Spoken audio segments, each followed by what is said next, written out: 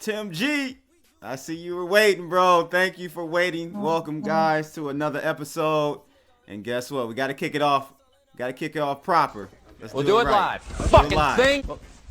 We'll do it live. Fuck it.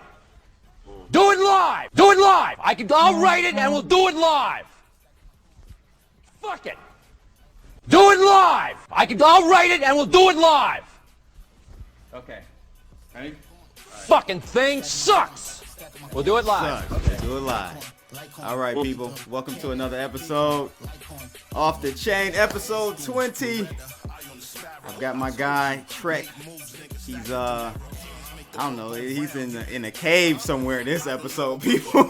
When you see him, you're going to be like, what's going on? But he's live, he's on set. He's actually out in New York, so glad to have him on with us tonight as the guest co-host. Hope everyone is doing well out there. I got to give a shout out to my members. I got the YouTube membership thing going on now. Jebediah Dean, thank you for joining in. What's up, people? We got Mexican Charlie Lee, Anthony M, Christopher Ladd, Script Skynet, Tim G, as I said, MB Walter X. What's up, brother? Bios in the house. Omar. Hope everyone's doing well. So tonight, let me scale this music back a little bit. Tonight we're going to be talking about, as you see through the on the thumbnail there, we'll talk about a little bit about this Ethereum situation. They've been doing some, well, I can't say one piece is solely Ethereum's decision. The other one is we're going to look at one of the co-founders or starting members of Ethereum selling about $11 million worth of Ethereum. I want to talk about that. Some people are giving me their opinions about it, like, hey, there shouldn't be a problem. I don't even think it really is a problem, but is it a sign, though? Is it a sign of a lack of confidence, or, you know, you wait this long to sell that much? What does that really mean? He blamed it on, you know, he's looking to fund his new gaming venture, but again, we'll talk about that with Trekk here in a second. We'll also be looking at this YouTube ban that happened. A lot of, I wouldn't say a lot. I don't want to be extra. I wanted to bring that up, bro. Yeah, I don't want to be extra with it.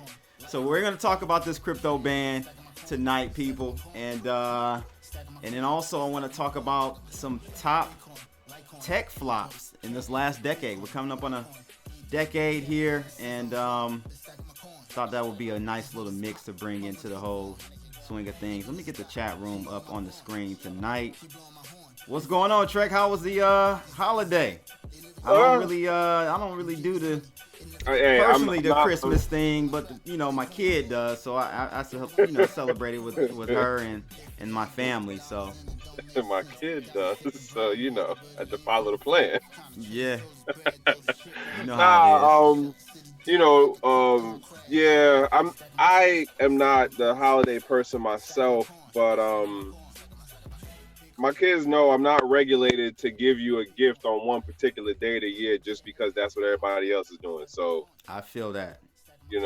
Absolutely. I ain't worried about that. They not worried about that. They got, clothes on their back, food in their gut, and they get extra things when it happens. So yeah, that's nothing. But yeah. Cool. So everything else was pretty good though. I mean, yeah, man. Everybody growing. Bills don't stop. I hear that. That's what it is, bro. I hear that. Right. What is going on with these cops right now? Uh-oh. Like, you straight pulled in front of the dude and is telling him to move. That's New York for you. Trekk is out in New York tonight. Yeah, so I'm out here in these Brooklyn streets. This cop is straight rolling opposite of the traffic. Wow. Yeah, man. So, yeah, man. So we're going to talk about that tonight. You guys see the number on the screen. Call us up if you want to join in the conversation tonight. Those three topics that I put up are essentially what we're going to talk about. What's going on with Ethereum's latest moves, the latest in the YouTube crypto ban, and they're calling it a mistake. So Trekk, we're definitely I think we're gonna kick off with that one. But last little article or topic we're gonna talk about, guys, are top biggest tech flops this past decade. So Trekk, man, what's up with this YouTube thing, man? So, I don't know jack shit. I'm not a techie dude. As far as a coder opinion, they straight lying. They straight lying. Okay, so I didn't start paying attention until Ivan on Tech said something. And then like later that day, I seen Omar say something. I'm like, damn, Omar got caught up. Like, how Omar get caught up? And then you know, everything else starts going on, and then I hit you up, and I'm like, yo, did you see this? And it doesn't make sense, right? And you brought up some other stuff to me that I'm like, like we really running around with the FUD for real right now. As far as you have some people who are going, oh well, it was just an algo thing. I am definitely a believer in it is definitely an algo thing. I think that this was more of a testing. That whole thing of, oh, we did it by mistake. Nah, dog. Like, you was hitting certain channels and you were deleting stuff from like 3 to 5, 10 years ago. And not even deleting, because if you look at whose stuff got put back on, and I know 1 or 2 people whose stuff got put back, and I'm like, yo, so do you get back your likes? Do you get back the viewership? Do you get back the comments? They're like, yeah, all of that comes back. So I'm like, well, then they didn't delete your stuff. All they did was just turn off your access to it and take it out of the search pool. Like, right. You know what I'm saying? And then the other part that makes me go, because you had brought it up to me that some people were saying, oh, it's like people just going out and targeting and getting people's stuff flagged. But how do you get the private videos flagged that are not searchable? Who videos that were private got flagged? Ivan on Tech. Ivan on Tech got his stuff flagged. Well, his stuff I want to say it was deleted, or he at least got flagged on something. And then somebody else I was looking at through some Twitter thing, they were talking about that too. They were like, no, it wasn't even Twitter, it was Telegram. It was in a Telegram group for content creators that even stuff inside the private listings was getting deleted, and you were getting flagged for stuff in there. So it's like, that so can't be my understanding about the whole Ivan on Tech thing is that he actually made all of his videos private shortly after he was flagged. Right. For a couple of his videos. Right. But I'm gonna be honest with you, man. There's some damning evidence from this Indian guy, man, that was just going like at all the white crypto influencers. And he was like, I'm getting sick of you racist white influencers, crypto influencers, prejudice, you know, being prejudiced towards Indians and blah, blah, blah, blah, blah. I'm going after you. And so he said these things, man, prior to any of the ban, you know, the calling happening. Like, and then shortly after that, boom, people's accounts started getting flagged. So I don't know, man. How about this one? How about this one? If that is a valid, like, yeah, that happened or had some influence in, like, he was actually able to do something. I'm not saying he did anything to everybody, but let's say he was actually able to do something. How big of a question mark does that place on YouTube and Googly for their security? It doesn't. To me, it's not even a security thing. It's just you know, if you have an algorithm that has a set of criteria that triggers a channel to be banned or a video to be taken down, and someone figures that out, they reverse engineer that, then it just is what it is. They're going to exploit that ability and then go after people and do that. But so I think that's what happened. I don't think it was any testing by Google. I think it was an exploit by this group, this guy. Supposedly he was able to get 5,000 or so people to, you know, like target different channels and different videos. He knew exactly what to put in for the report, and that's how he was knocking people off.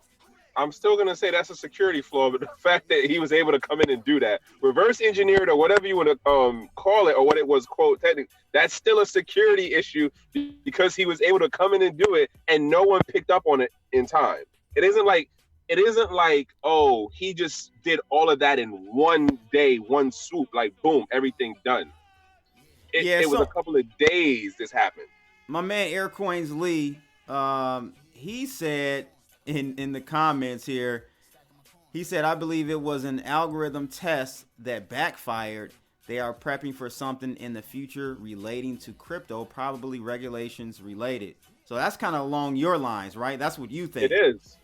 But no, okay, so yes, that is a part of my thought process on it, but I think that it's a bigger thing than just quote crypto.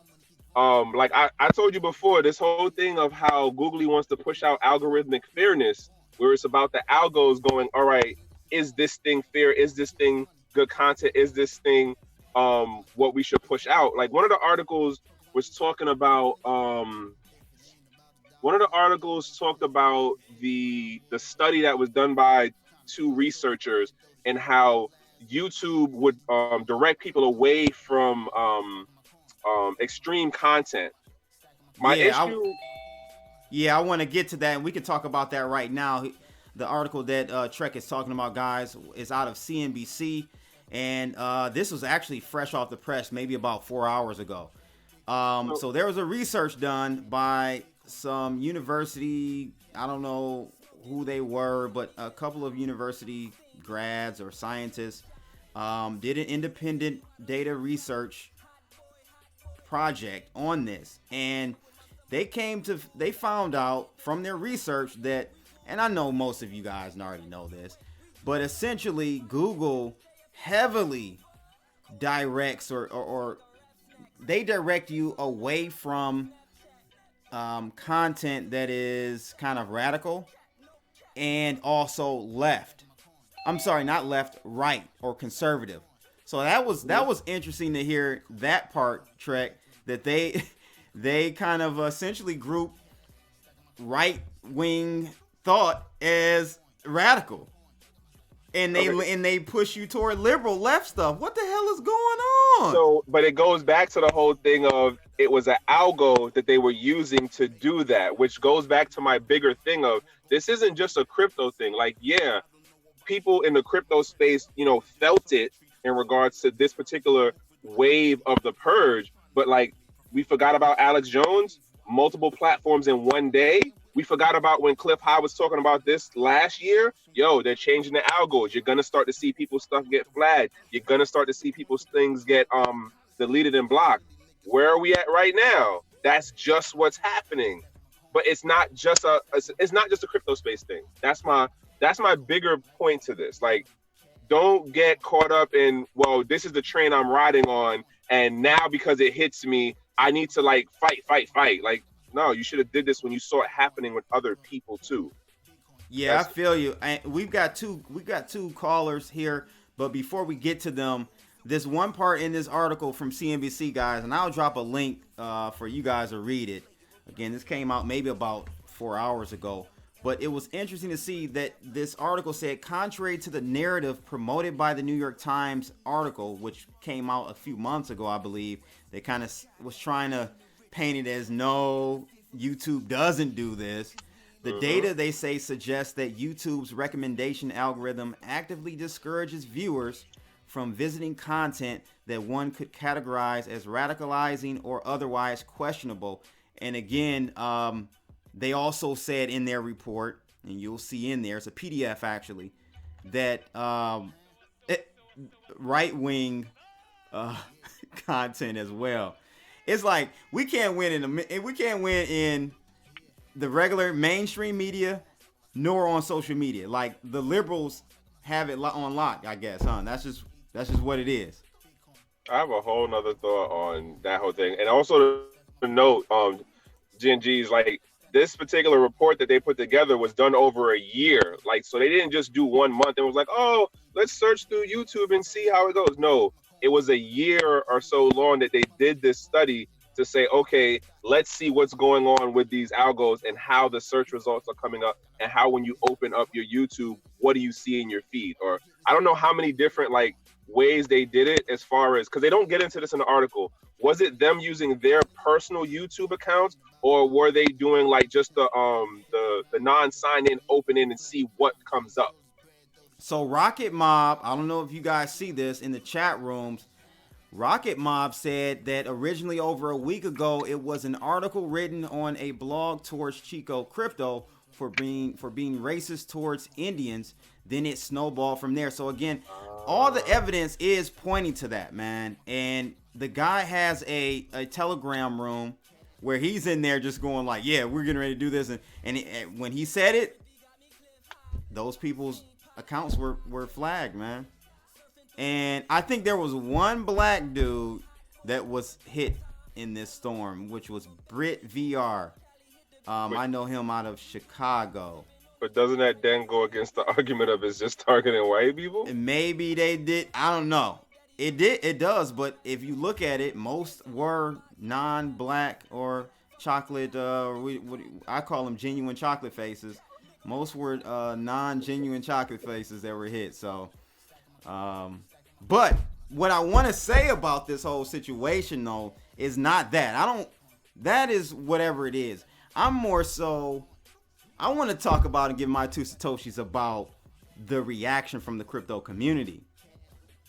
Because the reaction was, all I started seeing was all these decentralized platforms.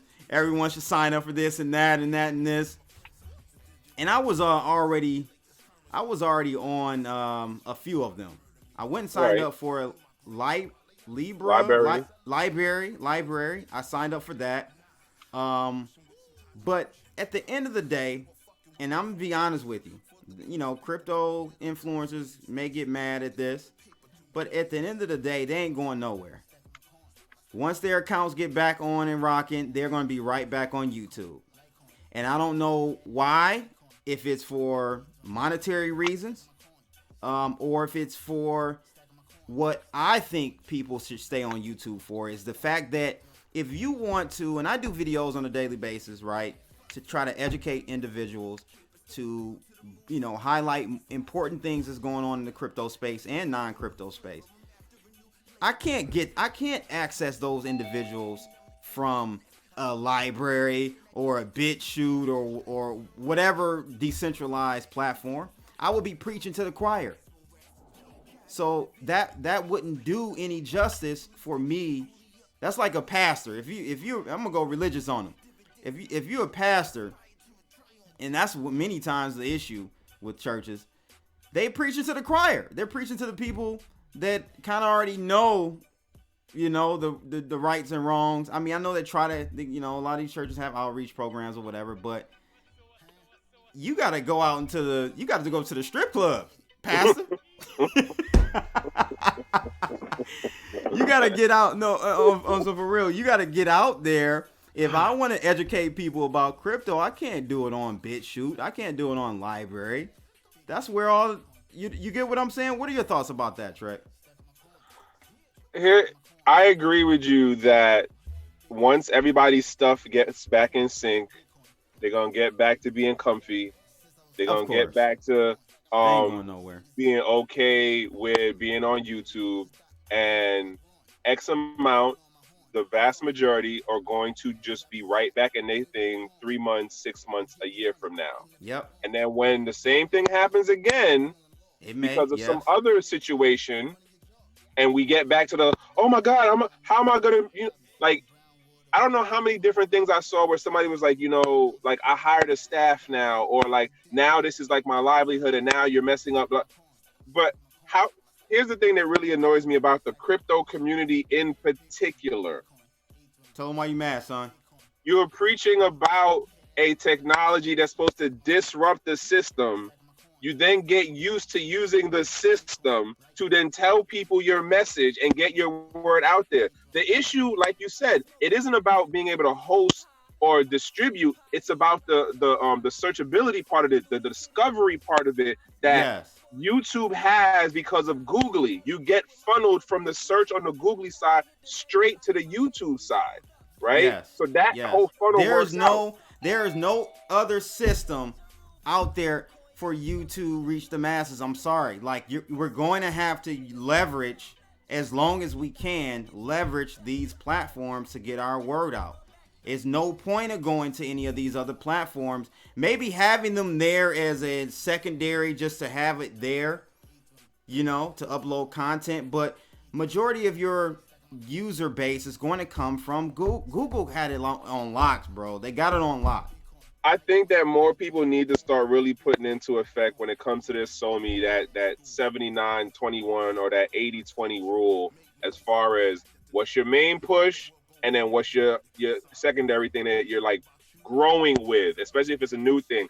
I honestly think that in like the next 3 to 5 years, the more blockchain-based SOMI platforms will have a stronger footing within the overall market. But if you don't have that, quote, patience to, you know what I'm saying, roll out with that community and that platform as it grows in the next 3 to 5 years, like, yeah, you're still going to be over here on the YouTube side. And then when whatever happens for the political arena that brings into, you know, the curation of content and people who aren't like doing the good content, the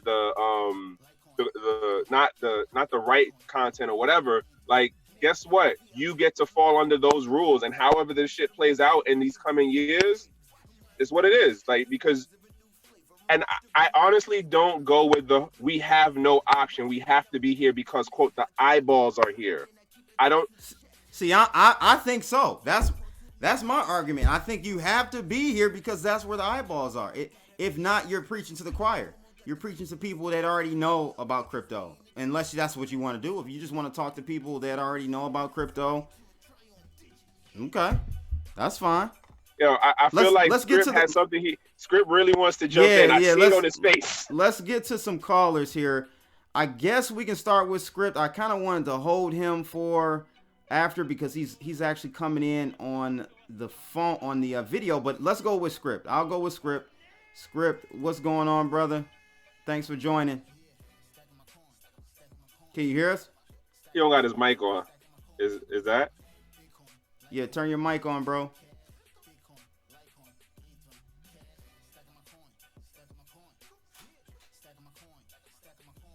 You just turned it off. You muted. Yeah, he muted it. Unmute. Is it testing? It might be his volume. Maybe your volume. I don't know. We'll try to get you back on here, Script. Let me go to the next caller here, and we'll see if you can get yours fixed here in a second. What's going on? Caller on the line. It's your boy Crypto Blood and Trekk here, Off the Chain, episode 20. Yo, what's going on, guys? Hey, great show. I was curious, have you guys seen what happened today in the adoption amplifier? No. Man, it got it paid out a lot, and it put the price where there's like a lot of speculation that this might be the leveling out, and I mean it's gonna be Lambos afterwards. How much did you put in? You talking about Hex? What? Are you talking about what referring to Hex? Today's not all together, just today's. How much did you put in? Because I seen it the last like 30 minutes. Somebody dunked 5 in. And they walked away with like 7, 8 had to be. That's probably fucking nightly crypto. But how much did you put in tonight? Well, I have no idea what platform he's talking about. I think he's talking about Hex. I'm not messing with Hex, bro. Yeah, that's for the birds as far as I'm concerned. Huh? You didn't put any? You put 0 in? 0? You put nothing in tonight? I didn't put any in yesterday, the day before. I'm not messing with Hex, bro. Like, no. So I'm not familiar with as far as you're talking about. What do you do? What do I do? Bro, your connection is... You're breaking up, man. I'm sorry, I can't hear you. You're breaking up. Yeah, next caller. Let's try. All right. Let's try Script again. Script, can we hear you now? Yeah, but I can't. Can you hear? You can hear us? I can hear you. I can hear you now. I can see All right, you. I I'm can gonna hear have you. to hold you up to my ear because I can't hear you guys. Oh Really? yeah. Okay, so let me take you off video then, because we're just looking at a black Yeah, I hole. don't know what's going on. All right. So yeah, man, Script, what's up, man? Thanks for calling in. Yeah. What's I your appreciate thought? You guys having me. What's your thoughts on what's going on with this YouTube culling and all that, man? They came out and YouTube thing? apologized. The YouTube thing? Yeah. Yeah. All right. Well, first of all, Chico Crypto. Can you guys see me or you just hear me? Yeah, I can see you now. I put you Oh, you man. back on. All right. First of all, Chico Crypto, yeah, I agree. He found out it was a correlated YouTube community strike, and it Yeah. started with him and went out with all the YouTubers. Yeah. So it was like a hate thing. Yeah, I think so too. Absolutely. Yeah. So- but But know, do you think these crypto YouTubers are actually going to move off? I saw a tweet that Richard Hart put out, I think yesterday or the day before, and he's like, this should be a lesson learned for you guys to, go to a decentralized platform and so on and so forth. And I put under there, I said, but they won't. Now, I'm Right. sorry. I'm not a Richard Hart fan, guys. If you guys are, raise your hand. No, I mean, because- I don't. Yeah, no. Speak your mind. Yeah, no, that guy is like a bona fide public scammer. I mean, he's got the Big Connect guys, bless their hearts, on his team. So, I mean, I'm not. trying to Yo, spread that's blood what or I anything was like telling that. him. Like, bro, it's not a good look. You got Craig Grant. I was about to say Craig Wright. That's another scammer. Craig. Right. Name Craig. I don't know. Right. Craig Grant and Trayvon. What is his name? Mark Trayvon No, James. I forgot his last name. Trayvon James. Yeah, James. Trayvon James. Yeah. Yeah. Trayvon Martin's the kid that got shot with the hoodie on. Right.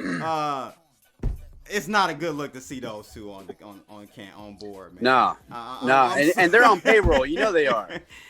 They're on the Ethereum payroll. I wouldn't go that far. I don't have any evidence of that. Okay. I'm not gonna go that far. Me I'm neither. not. But I don't have any evidence of that. But it's just when you have those types of individuals that they look at things from a certain lens, and then you see them attracted to that. That's when I'm like, what's going on? Right, well- that's all.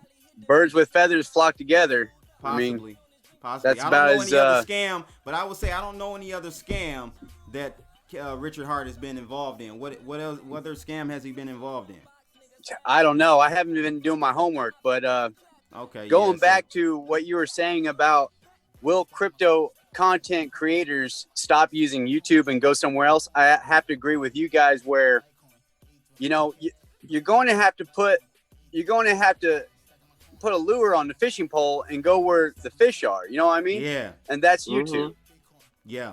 So, Yeah. I mean, how do you think I got involved? You know what I mean? Right. Right? I You, mean- you wouldn't have gotten involved going to BitChute. You wouldn't even have known to go to BitChute. Right. Or crypto Twitter for that Or matter. Right. But you gotta fish the pool where they are. I mean, I'm from the Digibyte camp, Okay. right? Yep. And Jared Tate mentioned a social decentralized platform, and that's great. But like you guys said, you're preaching to the choir. You got to build people up and create a platform to reach those fish. But as far as just completely abandoning YouTube, I don't think it's going to happen. And we're going to have more wars going on, more thrashing against the content providers for crypto. You can bet on that. Mm-hmm. But we just keep fighting.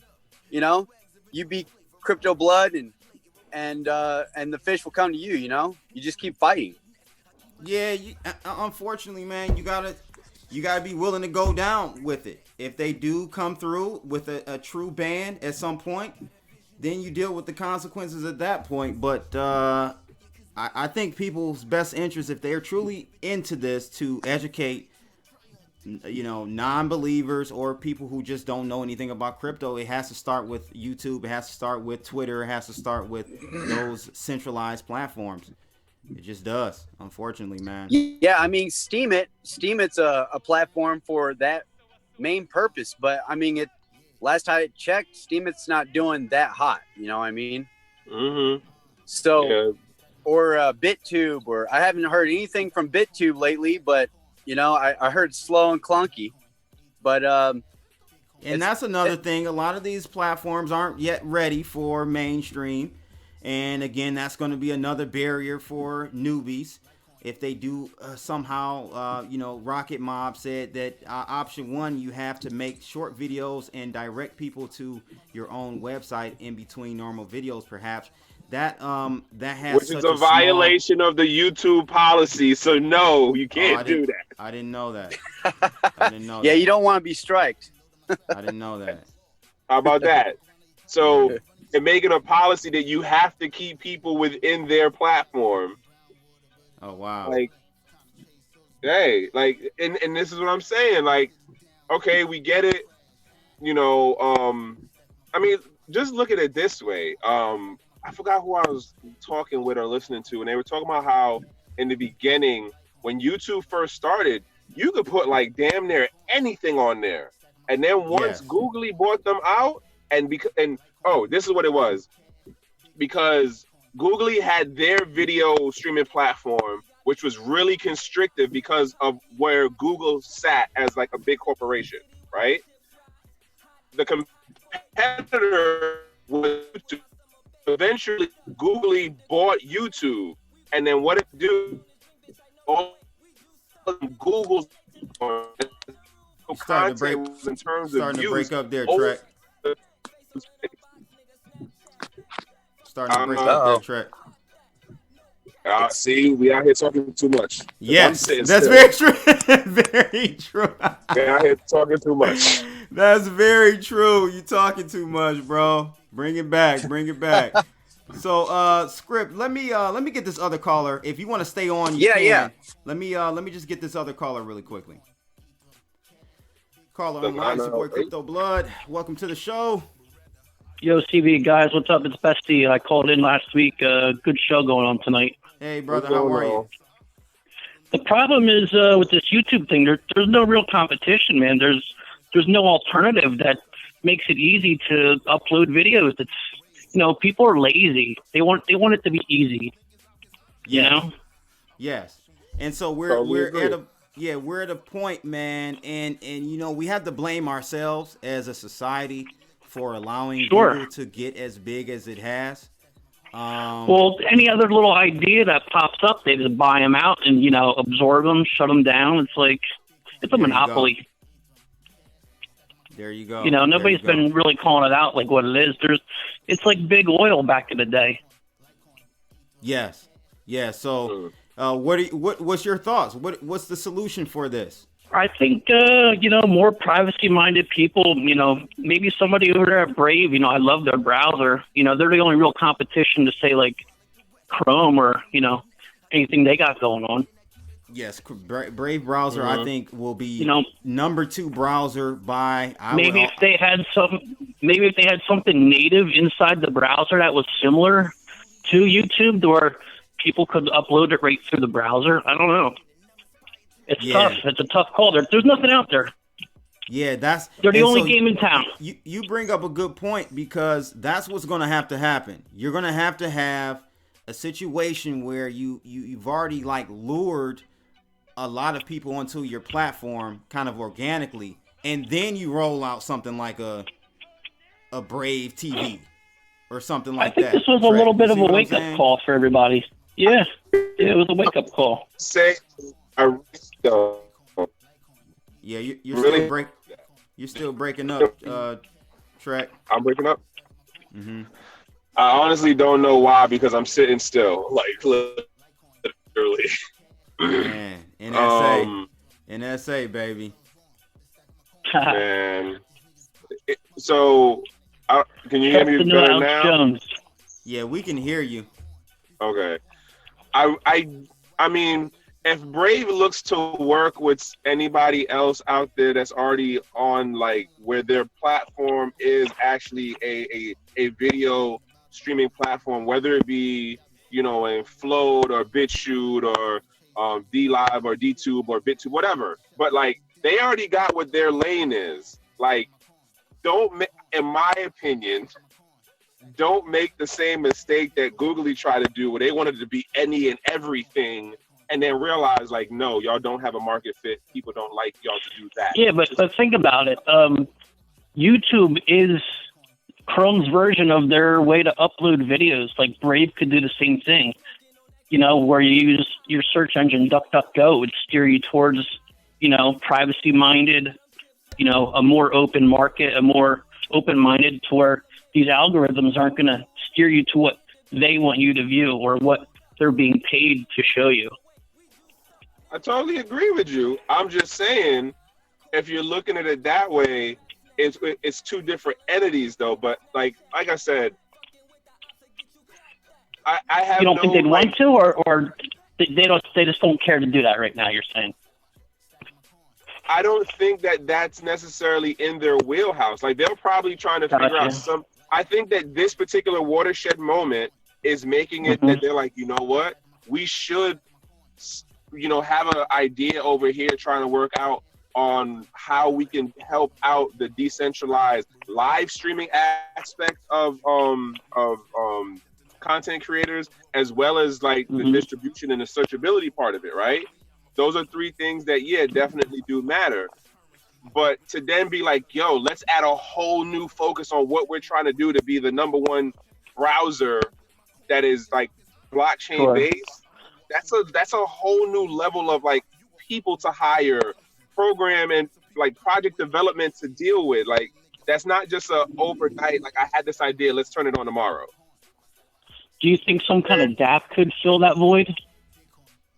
I mean, I honestly, and this is why I said before, like, I think if we look at this 3 months, 6 years, third quarter into next year, and we say, okay, what developed on the tech side, looking at, and I said this shit from like 2017, decentralized social media gets no love from the crypto media news side and the general space in general of the crypto space. I've been saying this for a while. And now we had this situation happen, and all of a sudden everybody started throwing up names. Okay, we got a little spike in the account growth, right? The user growth and the traffic went up a little bit as far as the search. Don't fade out, bro. Right. I'm trying to tell you. I already know. I'm a realist, man. I don't get really emotional when I don't do knee-jerk reaction moves. I just don't. So when I see, it's cool, but at the end of the day, it's worse that you jump out there and say you're going to go over to another platform, then literally 5 days later you're back on YouTube. That looks worse. There ain't nowhere to go. That looks worse than you just being honest and saying, look, we gotta deal with this, people. You're right. Okay. So let's look at it. Let's look at it this way. If you're looking at it, you're a content creator. A content creator doing what? What are you solving? What are you trying to sell? What are you trying to push? If you're saying that, oh, I'm being a content creator because I'm looking to educate people, and I want to get to the what we call like the dragnet effect. We want to cast that wide net. Mm-hmm. All right, yeah, you can do that on the whole YouTube and Googly thing. If you say I want to be able to monetize what my stuff is, again, you could do it within that space, but then when certain rules or policies change and it cuts into your monetization, guess what? That's on you to figure out a new revenue model. Like, that's it. That's on you to figure out where else can you push. Or if you a wave jumper who all you do is just jump on a new trend and wave to like, oh, let me monetize on this thing. Guess what? You got to figure out what the new wave is. Like, yeah. I don't know, bro. Like, there's no easy solution. Yeah, there is no easy solution, but at the end of the day, I think we're still going to have to leverage these centralized platforms to, get the word out to more people so that at some point down the road we can say, okay, let's go over to this platform, guys, and enough people will have the acumen to blockchain knowledge to move to that point and have it be a smooth transition. At the end of the day, I think the market's going to make it. You know, people are going to be pushed out, right, and then somebody is going to come up with something, and people are going to see what's going on. They'll be like, "Yo, this is where it's at. Let's go!" Like, the market's going to produce it, and YouTube is just pushing it that way. It's going to happen organically. 3 to 5 years. That's my timeline. Yeah, you think that long, huh? 3 to 5. And what does that mean? 3 to 5 to what? For 3 to 5 in regards to an alternative for YouTube? Say that again? 3 to 5 years, you're saying, for another alternative to YouTube to be successful and pop up? Yes. And so that's one. And then the other thing, I think that, or let me say it, I would hope this was the kick in the butt moment for the blockchain-based SoMe platforms to be like, okay, we see kind of where this can go. We need to start, and this is why I said, when we look at this third quarter, fourth quarter, 2021, and we look back and go, okay, at the end of 2019 in December, when this situation happened, what technological developments happened in the blockchain-based SoMe platform? If nothing happens, I'm just going to be like, yo, what the hell? You had 12 months. How did y'all screw this up? How did you have no development that made it where you brought some of the conveniences of centralized platforms into your wheelhouse? You had 12 months. You can't, bro. You can't in 12 months for sure. Not in 12 months. I'm not saying everything. I'm not saying in order. I'm not. That's why I said 3 to 5, bro. But you have, like, look at where we are right now in regards to wallets. You remember before atomic swaps in a wallet, before Jax, before Shapeshift? Like, you remember what it was like to have to go from one currency or one token, one coin to the other? You had to go outside to the exchange and then come back. Of course, and that took an hour and a half. That took forever. Yeah, but the thing is, that's a big leap from saying, so the reason why YouTube is so big and so pervasive is because it's within the Google ecosystem. Right. Everyone already has a Gmail is the most utilized email account on the planet. They have the most email accounts. Huh? You know how many business people I see use Gmail?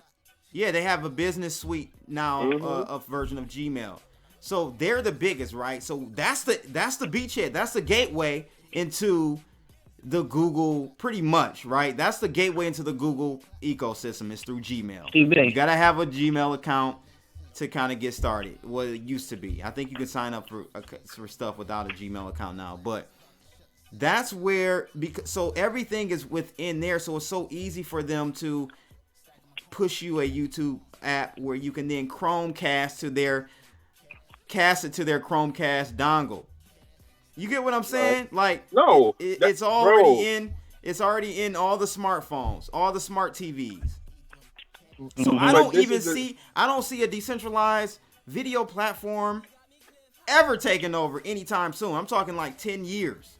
Nah. For the simple thing of, and I'm gonna say it this way, for the simple thing of the base part of this technology, as far as the blockchain thing, is open source. Meaning, as opposed to we talking about Google, who has like their 1,000 employees working on the code and putting their thing in. Open source has 10,000 people globally on whatever the particular project could be. That's way more minds. That's way more creativity. That's way more people trying to work out and figure out what the solution is to get to that next level, that to bring it up to where the convenience factor is similar, if not better in certain regards than what that quote centralized, patented version technology is. Like, now granted, the time scale may vary or whatever, but at the end of the day, I honestly do have a lot more faith in that this cat and mouse game in the open source community will prevail, because it's more people working towards that thing of, well, how do we do this ingenuity and creativity for people, that's just us in nature, bro. Like, we will always look to figure out a way to get around something or do something in a more, quote, convenient way. Now, granted, the argument of how centralized systems have a more convenient technical side of them compared to decentralized thing is something, but eventually enough smarter people than me are going to come together and work out that code and figure out that infrastructure, and shit is going to work. Guys, it might not even be on the tech end. Hear me out on this. Mm-hmm. You know, what if like some of this stuff actually comes down to, you know, freedom of speech, you know, expressing yourself? You know, at some point, I think the government might get involved and say, hey, you know, you're infringing on these rights, you know, this, that, and the other. And it might take something like that to happen to help break this up to where, you know, it's not such a monopoly, so it opens the door for, you know, smaller companies to get their foot in the door. And I don't know. I am not waiting on the government to help mitigate. Like, you can get into that right I don't now. know if that's gonna happen, bro. That's not how But that's what they're governments there. work. Hey, that's what they're there for, man. Like it's times like this, man. It's like, yo, They're man, there do for your the job. opposite, man. Well, Shit. well, you know, I mean, we would I like hear to you. think that, but Sure, yeah, unfortunately- sure. Yeah, unfortunately, it goes the other way. They come in and do, you know, hit us with scare tactics and tell us that, you know, ISIS is coming and we got to have a Patriot Act and, you know. Yeah, so on and there ain't so nothing to forth. do with Patriots in that act. Exactly. Yeah, So, I appreciate the call in, man. Yeah, and, thanks for having me on, man. I'll hit you up next time. Thank you. Absolutely. Peace. Thank you. Yep. All right. So, yeah, man. I mean, I don't know, Trekk. I think we kind of disagree on the timeline. And the only reason I think I'm saying that is from kind of a programming perspective. What people fail to realize is that decentralized solutions scale much.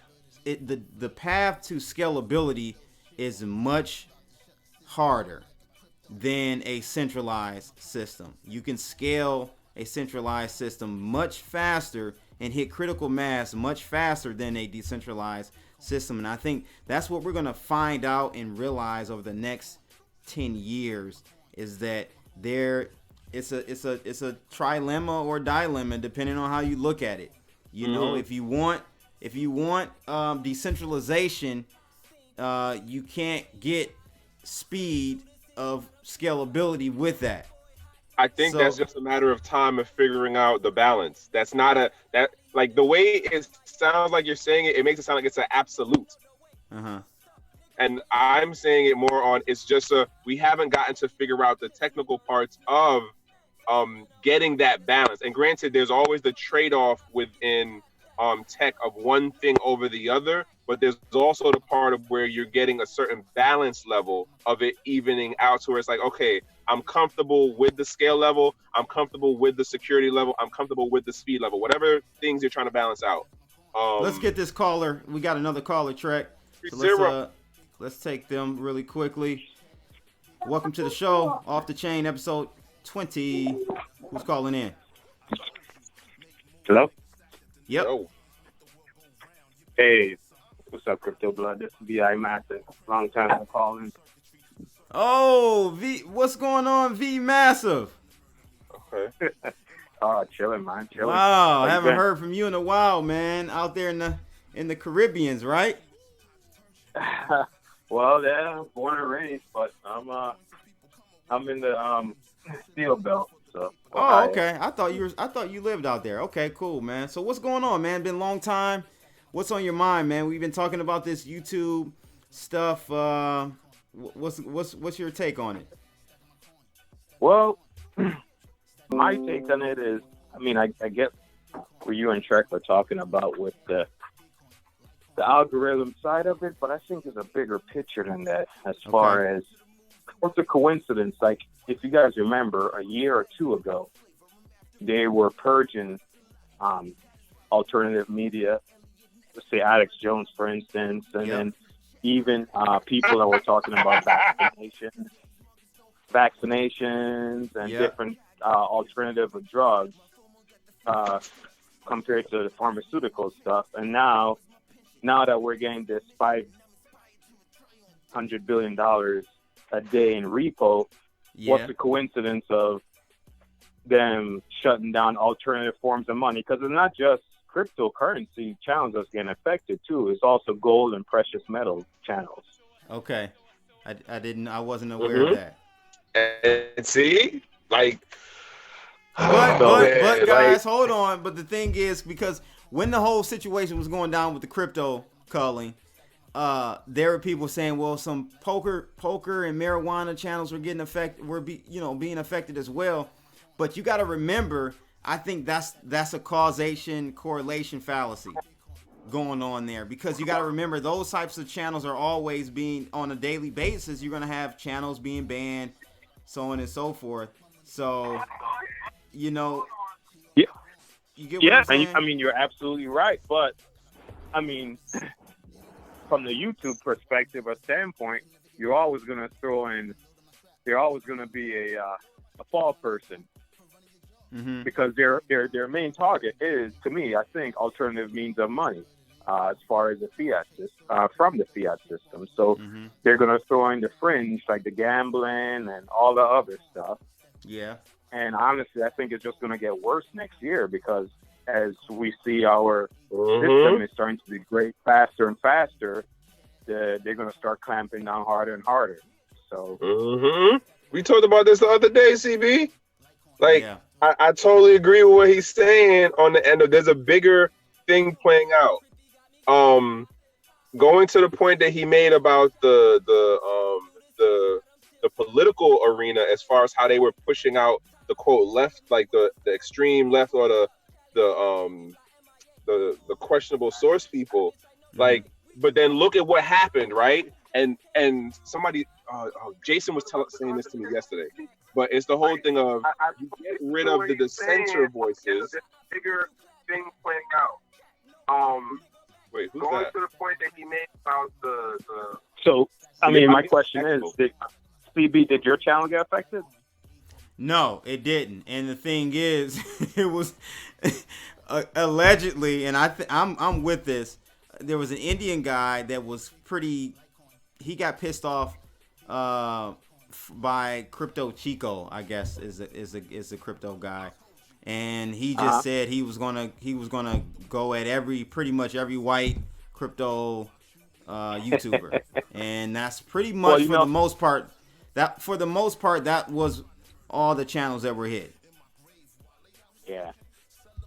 So when I saw that, I said, you know what? This is all gonna be rolled back. This is an exploit of the reporting system on YouTube, and they're going to get to this and reverse everything, and that's exactly what happened. Okay, how about this then? You could think that Indian guy may be an affiliate of YouTube or Google. He probably don't directly work for them, but probably works for a company affiliated with them, and somehow who knows? Yes, possibly. I don't want to be just because he's Indian doesn't, but possibly. Engineer, possibly. Let's look at this. Like, I'm waiting for that report that comes out 6 months from now that breaks down this situation. If that pathway of the dude that you're talking about is actually like all right, here's what he did, here's how it worked out, because there's no way that if he was able to pull it off, somebody else couldn't go behind and follow and be like, oh, okay, here's what he did. Like, this is probably them going, let me take that one back. With the way Google just said, oh, it was an error. It was a mistake, yeah. We're they didn't sorry. Go into detail. I think that could be possibly considered a marker of like, oh, something happened and they're not totally understanding how it happened. Right. I would almost guarantee. Or don't want to tell you. That too. True. As far as what happened, how the exploit happened. But somebody's gonna bring this out like within next year. Within next year, somebody's gonna be like, oh, here's how this worked out. Because somebody's trying to backward engineer what that whole situation now. Somebody's sitting around like, all right, if this person who started talking on whatever, what was it, Reddit? Mm-hmm. Whatever it was, if this person claimed they could do it, someone's out there going, all right, can you really do this? Let's see how he did it. And they're trying to figure it out right now. And eventually somebody's going to come out with it like, all right, here's how this played out. Was it right? No. Some people might argue he... So V, you know, you probably were familiar with Silvertooth. Professor Curtis asked a question. Is this what happened to Silvertooth? No, I do not think this is what happens to Silvertooth because his whole channel went ghost, and he went ghost on Twitter as well. So this is not went quiet a while ago, though. No, no, he just did a video a couple of days ago. Really? Yeah, he's been doing videos. He's been doing videos on a frequent basis on YouTube. Okay, then something's going on that I'm not getting his stuff because I was definitely just subscribed to his stuff a while ago. And even like Jay Snip starts popping up in my stuff now, and his stuff wasn't popping up for a while in my feed. This is what I got to say about Jay Snip. Well, CB, I got something funny here. Look at it this way: if it was based off of some Indian dude about some racist shit, so how come Bitcoin Ben channel didn't get affected? How come Oprah got hit? Bitcoin Ben, that's my dude. Leave Bitcoin Ben alone, bro. He ain't racist. I'm not you say that. He just using N-word. He ain't racist.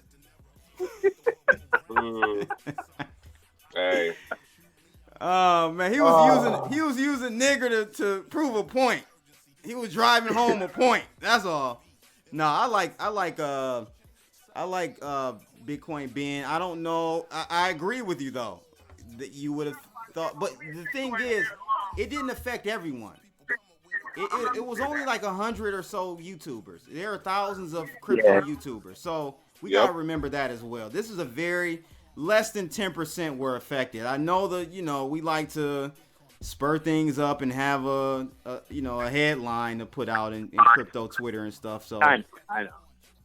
But all jokes aside, though, Stevie. All jokes aside, have you guys really noticed like? Lately, there've been a lot of mistakes and testing. Wasn't it a few weeks ago they were talking about was it Capital One and a few banks? Mm-hmm. They were unable to make payments or whatever. Yes, I don't know if you saw my 2 cents video on that, V. I did a video on that. I did. Yeah, I did. That's major. Yeah, So, I don't know what I think I think that was a foreign attack on our system on the Swift system. You think so? Yeah, it's just my gut feeling. I have no evidence. Yeah. It's just my gut. I don't have any evidence on it. Yeah, but I don't know. I foresee 2020 as the purging is going to get a little bit more intense, especially when this repo bailing out is increased. So that's my prediction. So. Shout out to John Hill for the super chat. Appreciate it, brother. He said, "Rip Silver Gold, man. Jay Snip took him out the game." That's funny. Yeah, I don't know where Silver Gold Man is. That guy was, he had some mental issues, man. So what else is up, V? How was your how would you sum up this year 2019? We're going into 2020. How would you sum it up, man? And what are your thoughts and what are your wishes for the new year? Wishes. Honestly, I'll start with wishes first. My wishes is just prosperous, healthy family, healthy life, and just focus on family right now. Cryptos is good, but that's if your family's not healthy and everything's not good at home, crypto don't mean shit. You ain't lying. So that's my number one. Amen to that. Second, as far as next year, I think things are starting to increase, man, as far as 2020, especially with everything going on in the financial world, man. I mean, you guys been paying attention. I think I don't think 2020 is going to be boring like 19 again. I think it's going to be crazy. That's my personal belief. But wait. What are you saying was boring about 19? I'm curious because Yeah, 19 wasn't boring, man. We took a lot of L's. Nipsey got killed. depending on what you was paying attention to, Man, it was some like stuff L's. was happening. You're right. As far as crypto, Oh, as far as crypto, to me, yeah, crypto was very boring. I mean, overall, no, there was a lot of excitement, a lot of revealing things, I should say. But I would say I think some of the devs might disagree with you on the end of certain communities. Their platforms may have certain developments on the technical side. It might not have translated to the price point side, but like look at who's still here like 5+ years later. It isn't like they just sat still the whole time. No, some work behind the scenes. Technical things have been it's been progress for sure. It's been progress, but I think we've taken a step back from a PR standpoint in crypto, though. Either a pause or a step or two back in 2019. What do you think? Nightmare. I agree. I also after watching what Veritasium went through recently, that really solidified or kind of gave me the concrete image of what the SEC is really about. I mean, in all honesty, it's not for the people after that whole case, because it's pretty much just a laundering service. I'm going to be truthfully honest with you. That opened my eyes to a lot. Yeah, no, that for sure. That was one case that, man. But again, this is why I told and warned people about projects like Veritasium and others. When you're a centralized entity like that, there's a central point of failure. Get that tap. Like, yeah, and when they come for you, you just don't have enough resources to fight it. Most don't, and they came for, we know about Veritasium, but they came for a lot of companies in 2019 and 18. They did. I would see the headlines quite often. I only really reported on maybe like Ken, Veritasium, because those are companies that my audience would even care to hear about. But there were over, I think, 80 or close to 100 companies that the SEC fined in 2019. Yeah. And what's your thought? Out of those 80, what percentage of them actually you thought were legit actual cases versus I think Veritasium was bullshit just to get money out of Reggie? What percentage of the 80 you think?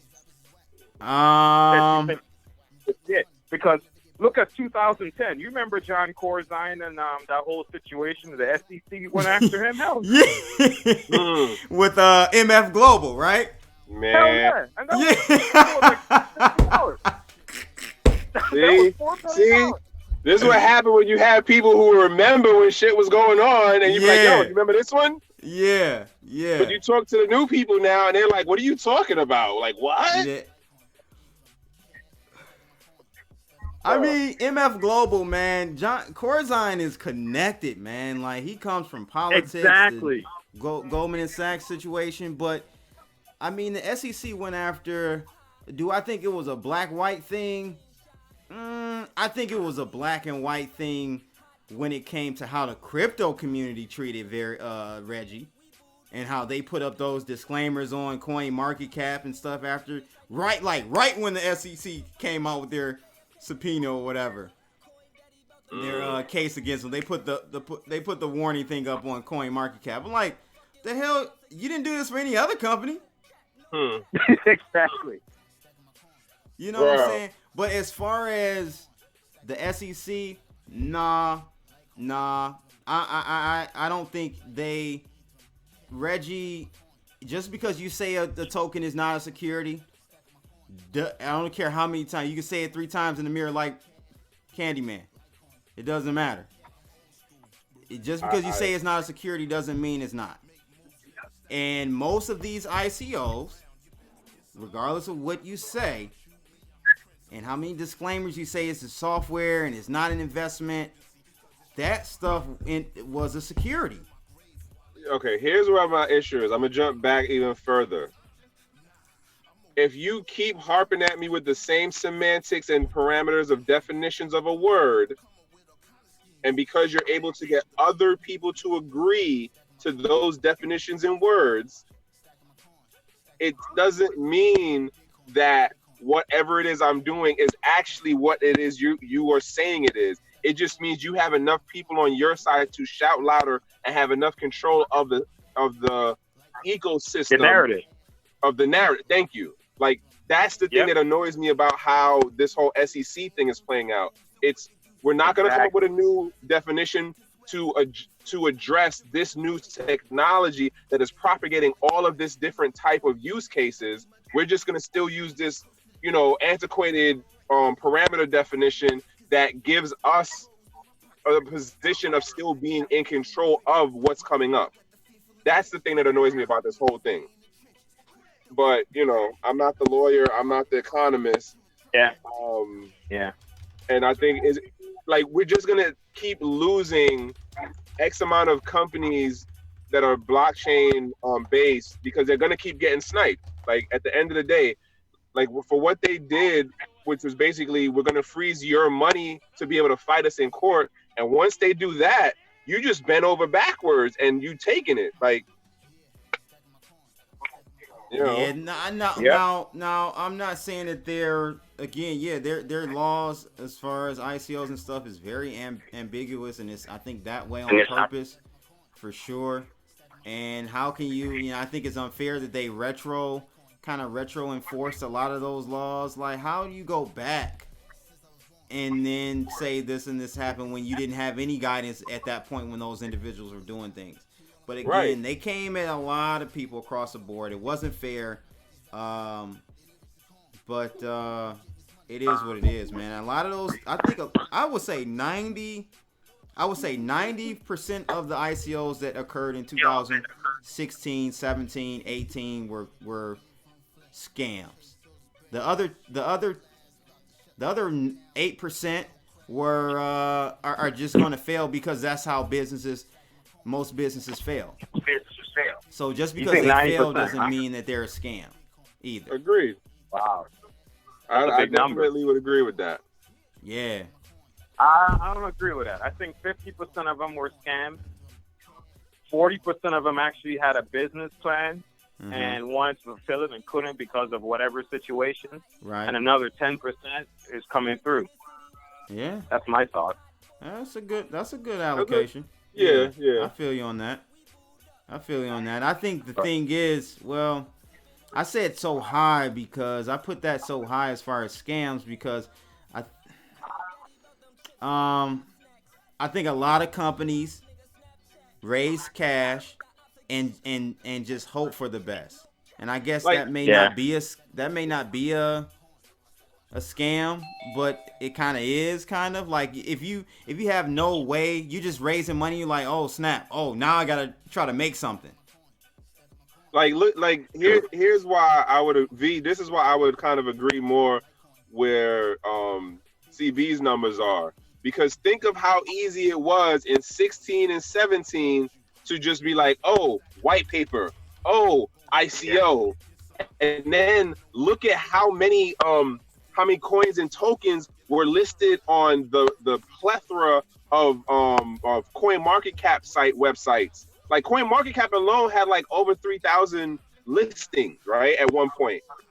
So now we all know all of those can't be good. Like it would be just be like, oh, white paper, oh, freezing up there, buddy. Okay. Yo, that feedback is throwing me off, bro. Oh, I can barely hear it. Like, well, all right, fellas, I'm about to go and watch this movie, Big Short, again. Maybe I missed some stuff in there that I didn't see. Oh, that was an excellent movie. The book was even better, though. The book was better. I have to read the book. The book was better. Well, you fellas have a good New Year's, man. You too, V. Thank you for calling in. Be safe and in good company, bro. Yeah. All right. Let's get this next caller, then we'll get Script back on. I know he's been patiently waiting. Appreciate you, man. Yeah, thanks, Script. Call on the line. Welcome to the show. Who's calling in tonight? What's going on? What's up? Hey, I was wondering about that Craig Wright Tulip Trust. He said to receive keys. What the hell is he gonna do with all them keys, man? I'm Craig Wright is. Craig Wright literally has a mental instability, bro. Like, he has convinced himself so greatly that he is Satoshi Nakamoto that he believes it. He literally believes his own lie, bro. No. So, okay. So here's an interesting thing, right? I think I was talking about this on DCA Adventures last night, right? I don't understand what, like, the objective is, because I'm like, if you can't prove through what we all agree upon are verifiable ways of saying, hey, I am this person, okay, you can't do the signature, you can't send, got it. But at the same time, when you look the other way, it doesn't, quote, disprove, because no one else is coming to counter to be like, yo, here, I just did it, I moved it, I sent it. So yeah, he about to hit a lick. He was the smartest one to be like, yo, if I go out publicly and I just keep saying it and no one comes to counter me, I can just keep playing that game until either I am Satoshi Nakamoto. Hey, man, if Craig Wright was black, his ass would have been locked up in that courthouse for lying like he did in Florida. Yep. I'm sorry. He would have been locked up. That he committed perjury, and the judge admitted it, but they didn't lock it. They should have locked his ass up, bro. He's crazy. He's crazy. He doesn't have the funds. I don't think they'll ever get the funds, man. Because I don't think that either. But it's the whole thing of. What's the article then? This article saying, meanwhile, on January 1st, Wright is set to receive the keys for more than 1 million bitcoins, worth more than $8 billion. The unlocked bitcoins can take the entire crypto market. That's FUD. Now that's FUD. No, that's FUD. I don't use FUD that often. I think that's FUD, man. Don't believe that. I don't see that going down. And even if I talked about this on one of my episodes, bro. Even if, let's say that he was able to recover the funds and he gave the Kleeman estate the $3 billion worth of Bitcoin or $4 billion, they wouldn't sell on the market at spot price. They would do an over-the-counter deal with someone. They would broker a deal. They would, to get the $3 billion off fully, they probably do it over-the-counter with like one of these exchanges, and do it that way. Huh? You don't think he plug with the exchange where he got an API or he got some type of where he can just go ahead and say push, go ahead, push? Ain't that how it works? No. You still have the order book has to fill those orders for $3 billion. It would burn through the whole. He would get such a bad average price for that trade. Yeah. He would lose 300-400, probably like 200-300 million trying to do it that way. Yeah, because he would crash the price of the market. So you gotta understand though. Realize like there are people who literally just sit down and have I'm watching these wallets. The instant that joint moved and it can be identified as it went to an exchange, that shit would be all over Twitter in a hot fire minute, yo. Bro, I gotta do the horn. My man said. Drunk on Crypto said, do you see this guy's chat, man? He said if Craig White was black, he would be called Craig Grant. Yo, that's a fact, bro. Craig, he definitely would be Craig Grant. Black means death. We really the true limb of white people. White means purity, purity means God. God means ruler of the land. We're not black. Laugh at that. Yeah, I feel you. You get into the semantics. Professor Curtis, thank you for the super chat. Appreciate it. Happy holidays to you as well. Aircoins Lee says stable coins will get taken out eventually as well. What are your thoughts on that, caller? I'm waiting for that. Oh, side note, I'm gonna throw this one out there. If you are not paying attention, January 3rd is Keys Days, meaning proof of keys, folks. Yes. Proof of keys. Yes. Take your stuff off the exchange, put it in your privately controlled wallet, 24-hour period, 12-hour period, whatever you want to do. But I'm just saying proof of keys, because if you can't move it, you don't control the screen, people. 5 days, 2 hours, 43 minutes, and 15 seconds. Oh, I'm not even seeing that because of how I'm seeing it through Zoom. So I didn't even know you had that up. Oh, you know what? I don't have my video showing. So sorry about that. Now you can see it. Okay. There we have it, guys. Proofofkeys.com. He's like, oh. Yeah, proofofkeys.com. Definitely participate in this, people, because we have to keep these exchanges accountable, and it's important that we do that. This would be the community doing self-policing of doing our own stress testers for this financial system, this setup, this whole thing about liquidity and who's really holding what. Like, if you espouse that you're a crypto enthusiast and you're just like, well, no, I don't want to take off my stuff because I got my trades locked in or whatever. Like, all right, go about you, do you, whatever. But for those of us who are really about this whole thing of economic sovereignty and understand the practice and the idea of not your keys, not your coins, I'm just saying. Babylon, I can't verify this information, but Babylon Don 204 said that the Hex Origin wallet, Flush wallet, is liquidating ETH on Binance right now. Okay. Who's co-signing that? I don't know. I can't prove. So yeah, thanks for the call. I don't know who. I didn't get your name, but I didn't know I was still on. I got another question. Like, what if you to take that money, take all them Bitcoins, right?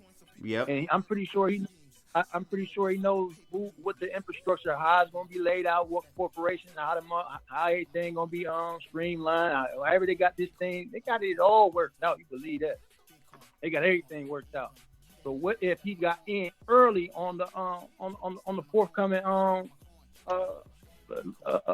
whoever gonna lead this bull market, whatever technology, whoever's gonna be the pioneer, who they elected is gonna be pushing.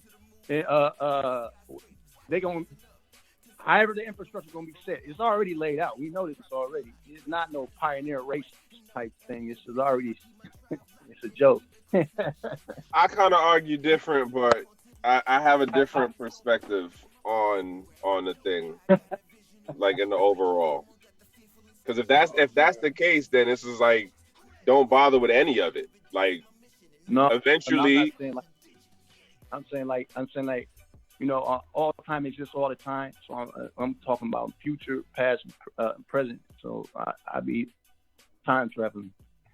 So I'm saying it's already set, and like you can pretty much tell by the work ethic on GitHub. Whoever producing the most code, or they got the whole. You know what's going on. But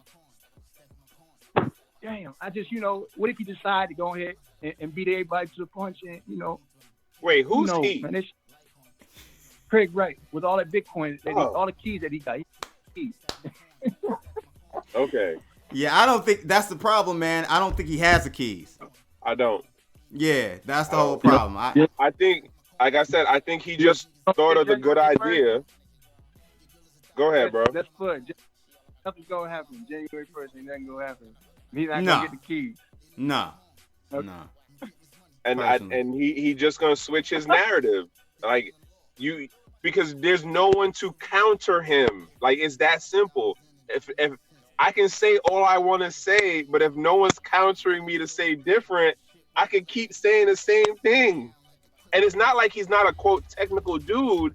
So he has that as far as like, well, I have a technical background, and there is quote evidence out there that shows that I've been around, the conversations, but that one key thing, there's no one to absolutely be like, no, that's not you, it's me, or it's us, or like, there's no one to counter him. That's the thing. All right, man. Thanks for the call in. We appreciate it. Call in again. Alrighty now. I appreciate it. Yep. All right. So let's get Script back on here. Script, you ready, bro? Yo. All right, I'm ready. All right. So Can Script. you hear us? Yeah, I can what's going on, man? I thank you for waiting. Thank you What for happened waiting. What happened to Trekk? He's still here. I'm here. He's still here. I can't see him. Yeah, I switch back and forth. Oh, okay. Mm-hmm. Man, So you guys are sparking some great conversations. oh, that's what we do, baby. I call what it we ramble do. with Jules, bro. Ramble with Jules. Jules. Hey, I got a comment on Trekk's ultimate social media platform to beat out YouTube. Yeah. A lot of it has to do. You got two ways to go about it. A lot of it on the centralized side. I think we're bringing to bring devs that know how to build a platform like that. You'd have to pay them. But when you're on a decentralized social media side and trying to beat out YouTube, you're going to have devs that have a desire to want to beat out and say that wake up and say, I'm enough of this world, and go decentralize, build these platforms. Yeah. Together, correlate together for the better, for the people. And that's really hard to do, especially to raise what I'm money. saying, Script. Exactly. No, I definitely agree with you on the end of like, okay, you have to, have financial incentive for the folks who like, yo, I got bills, I got a family, I gotta eat, I gotta have a roof over my head. Totally 100% agree. But I also think that the people who do it on the end of, I'm about the cause, I'm about the greater good. That motivation that goes into their creativity to figure out like, how do I write this function call that combines with this other thing over here that is achieving that goal? Like, it's not just one person. You know what I'm saying? Like, Script, I got this is a good analogy for Trekk. This is gonna drive it home for him. So you're in Digibyte, right? Great community. Right. Great community. But you guys are so decentralized that you can't grow, and that's a perfect example of the problem you're gonna run into with any of these decentralized platforms for video or any other. Well, right, because as you guys know, if you guys been paying attention to like channels like Josiah, DGB Chilling, right? Mm-hmm. Okay. Time and time again, so does Jared Tate and a lot of people in the community that, we have Noah Seedman that created the wallet for Digibyte wallet, right, on the Android platform. So there's a dev there. And then you have a dev, Yoshi, that does the iOS wallets for Digibyte platform. And these guys sacrifice their sparing time to get these wallets running. And the wallets are fantastic. I mean, I remember early on beta, it was kind of skittish, but they fixed all that. It took time to do that. And these guys are not paid. And I feel like that goes towards my point. Like, I feel like that goes towards my argument. That for the people who are for the bigger good, the privacy by design, the actually doing things that help bring people this financial freedom. Yeah. Like, they might not be the 9-to-5ers, but like, there are those people out there, and you just gave 2 examples of them who do care for that. Does it also go towards what CB is saying about how the scaling time is somewhat slower in comparison to a centralized development team? Yeah, it does give to that too. I'm not going to deny that. That would be just me lying to myself. But I do also think that with having that decentralized nature or that open source nature, you can test out X amount of things faster. Because like, I think that at a certain point, like maybe like in another 10 years or so, we're going to have it that for all these protocols that we like, ballooned out to at the base layer, we're then going to start to codify and come down and funnel into like, here's the things that work. And we know it is trust reduced. We don't need the intricate human element into this thing. But it's just going to take us a while to work through those parts. So I got a good question that Jay Crypto Minded said in the chat room, guys, and this is really more toward you, Script. He says Digibyte needs to take some of the mining revenue and use it for a foundation. Has that been proposed? What are your thoughts about that? Well, the mining revenue goes to the miners. I mean, the people that are mining it. I mean, you have to convince the miners to, hey, give to the Digibyte Foundation or whatever. Well, so that's what I'm saying. They maybe he's saying that there needs to be a protocol update to where 2% of the mining revenue automatically gets funneled to the foundation. I don't know about that. That's way over my head. I think that would I'll tell you what we are working on. Okay, we are working on funding the devs to further the Digibyte blockchain, right? And I think every platform that isn't like EOS or Tron, that money on tap, is trying to find a way to give their devs income, like a fundraising thing, right? Without getting slammed for taxes and stuff like that. A nonprofit funding for the foundation route, no? Well, I mean, we have DG Bats, the Digibyte awareness team, LT Mama, and she on that site, you can fund the Digibyte devs, right? The programmers. That's what that's for. But there's a lot more people that want to give fiat or say, I want to get Bitcoin to it. But right now it's funded in Digibyte. Gotcha. But to put that in a core protocol with Digibyte with 5 algorithms, you're going to have to talk to... Oh, yeah, I forgot you guys got 5 different algorithms. Dang, I forgot about that. It's really a great project, man. It's just, again, it suffers from what we're realizing over the years is that everything, like I said, there's a trilemma with everything. Not everything, but with many things in life. And we're finding that out in blockchain. You go so far being decentralized, you're going to hinder yourself in the project as far as its scalability and pace of growth. It just is what it is, man. Well, there is fees in the Digibyte transactions itself, just like Litecoin and Bitcoin. When you transact or you know what I'm saying, or mine it, there are fees that go to that thing. So that's already implemented in the fee. Yeah. But the fees are next to nothing anyway. I mean, it really doesn't do anything. Gotcha. It's so centralized. The Digibyte community, someone from the community itself, we just formed on Twitter a private community for Digibyte community. It's called Digibyte Community. And it's all the true speakers and the enthusiasts on crypto Twitter for Digibyte. We're all in that one chat without the core members, for the most part, And we were just talking about trying to get money funded through a Digi asset to give to the devs.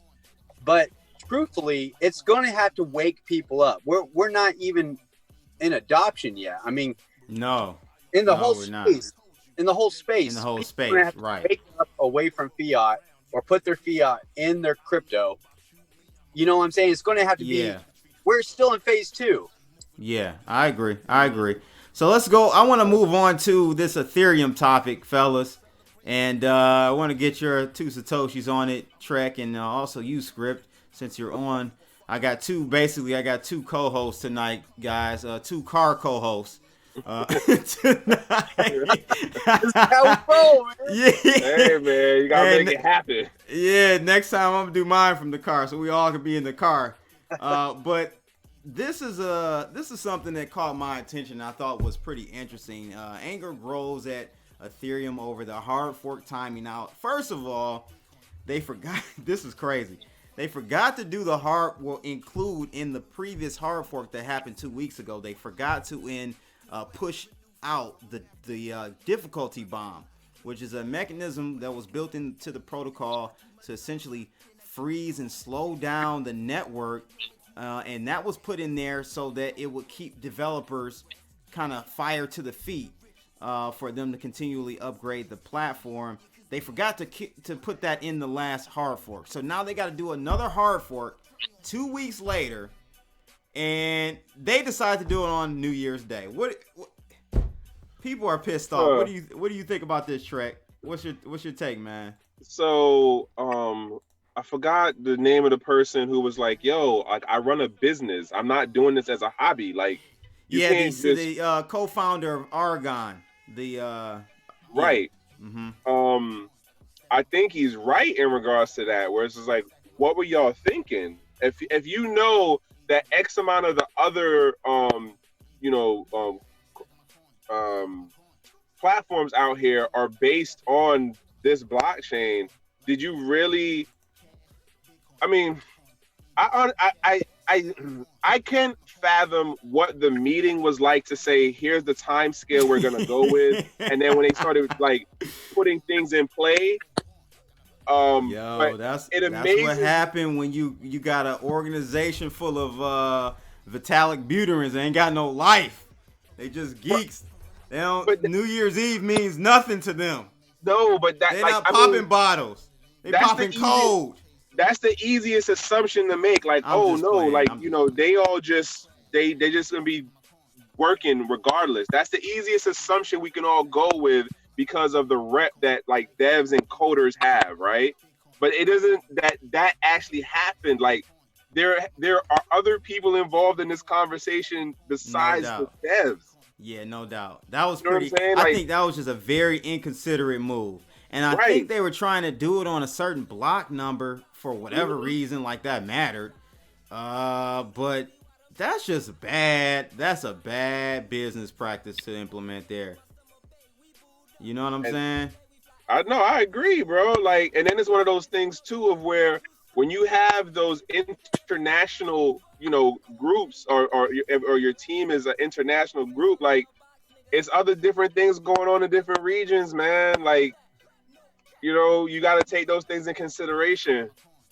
But I don't know, bro. Like like I said, I can't fathom what the meetings were like where someone had to mention, oh yeah, that's going to be on January. And then somebody else was like, well, but isn't that New Year's? And like, they have to, it's important that the foundation keeps because, sentiment over there in the ETH community, I think is teetering. It's starting to kind of, people are starting to get a little frustrated. Mm-hmm. And I think it's important for them to keep morale up, and doing stuff like this does not help the overall, because your platform is nothing without developers. Without devs, your platform doesn't exist. It's not about the end user, because the end user comes because there are good devs that make good apps, right? Yeah. So at the end of the day, you gotta cater to your devs, and I just think that's very inconsiderate of them to do so, and a rookie move in my opinion. I don't know. What are your thoughts, Script? Somebody felt the pressure of we put out this timeline. Arguably, I don't know anybody on any part of the team, but we have the social pressure of we put out this stuff to say we're gonna do it in a certain timeline, and we can't seem like we're falling behind, or we can't seem like we're falling back, right? Because like I will admit, like I've definitely noticed more unfavorable comments about the ETH development as it's been going on over this year. Yes. Right? Yes. So yeah, like now, like I think that for the decision makers, the project, managing folks on it, it's that whole like, hey, like the community, or like there's at least some kind of rumbling going on that like we are feeling that pressure, and they probably was like, well, we got to keep to this time schedule, and it just might have happened to fall on this timeline that it did. It might not have been the biggest and like a hard intention and deliberate thing, but it's definitely, it comes off as there was a bunch of different elements playing in on this decision being done the way it was. Hey man, Trekk, I've been for about 1.5 years now, been very critical of Ethereum way out before we getting to this point, but Ethereum looks like it's dying a slow death. It really does. That's just my gut feeling on it, man. I think it's going to be very difficult for them to catch up. It's not necessarily that they won't be able to transition from proof of work to proof of stake with this Casper or whatever they're calling it, Ethereum 2.0. I'm not saying that they won't be able to do that, but when is the question? That's the most important. Known for meeting their deadlines. We all know that. Yeah, it's a recurrent theme all of a sudden. Right. So what's your thoughts, Script, on this whole situation and them deciding to really stick it to their devs and the community on having to be around to upgrade on New Year's Day? Well, are we talking about the wallet that got thrown down by the Google app? No, that's MetaMask. That's another situation. No, not MetaMask. Yeah. Huh? I just brought up some more dirt. My bad. You're right. Yeah, that's a whole nother situation. I don't know what's going on with that. I think there's a lot of pressure under the devs for Ethereum because of the fact that no one wants to do something out of turn or someone will get yelled at. You know what I mean? It's a different ecosystem in the Ethereum blockchain, man. It's really different. I try to watch one of these YouTube videos about Ethereum, how they were going to progress to sharding and leave slowly get away from proof of work to proof of stake. And there's like 9 people on this thing, kind of like what you're doing now with us. Man, I saw nine people really wanting to figure out how to make this work, right, with the sharding and everything. Yeah. This was when everybody said, the CryptoKitties thing where it slowed down the Ethereum blockchain. Mm-hmm. I try to watch that, man, and it was so complicated. These guys didn't. It was kind of like someone was speaking Chinese over here, and then someone's speaking Indonesian over here, and they're on the same team. They're like, man, I don't know what you're talking about, but we're gonna try to fix this. You know what I mean? But then, like coders, they're smart, and they're telling them, hey, this is what we might need to do, and it's called sharding with other blockchains assisting Ethereum, right? Yeah, at one point Vitalik threw out there to do some something with Bitcoin. Was that like early this year or towards the end of last year? Bitcoin Cash.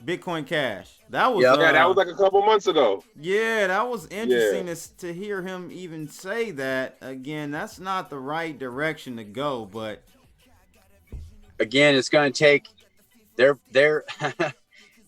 the way it's almost like there was problems from the very beginning of Ethereum that wasn't addressed, but it got super hyped and everybody's like, Ethereum, yeah, yeah.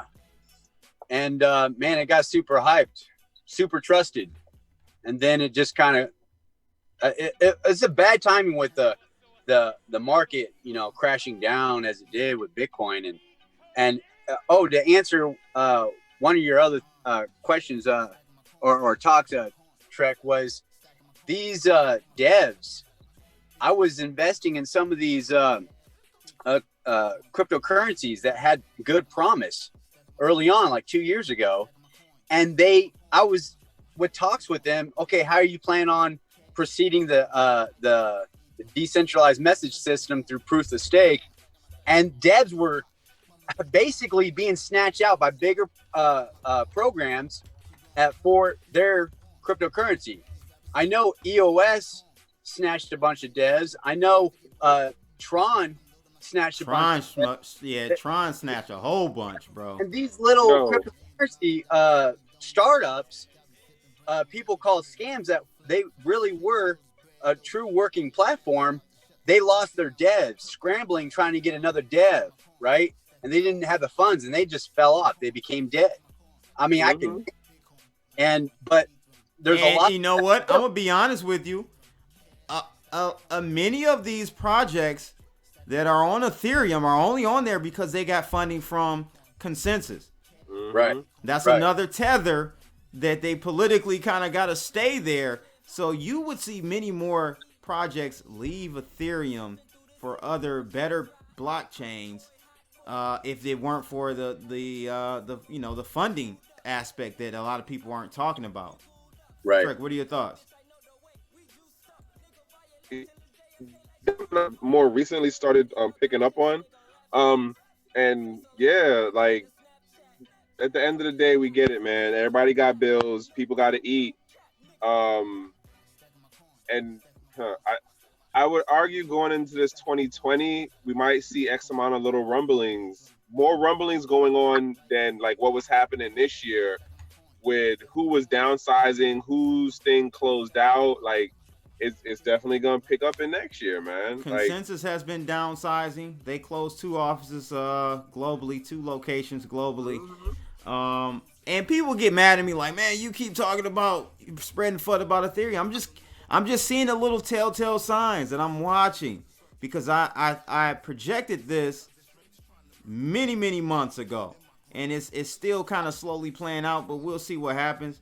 You know, my concern is them being able to upgrade successfully and not only keep pace, but they have to actually gain traction and move and grow faster than what these other blockchain projects are currently at, where they are. You know, so well, that's why wanting Bitcoin Cash to help scale their project. That's why Ethereum needs numerous side chains to scale the project, and that's why I think it's called DeFi now. Well, yeah, so that's like a whole nother thing, which I'm still trying to get into. But so let's talk about another topic regarding Ethereum that I was a little weird. Maybe not weird, but co-founder sells 90,000 ETH. Ethereum co-founder. That is a straight FUD title, bro. Because like when you read the article, it's just like, oh, okay, you went to go work on your own thing and you needed funding. Well, that was his excuse. He got caught.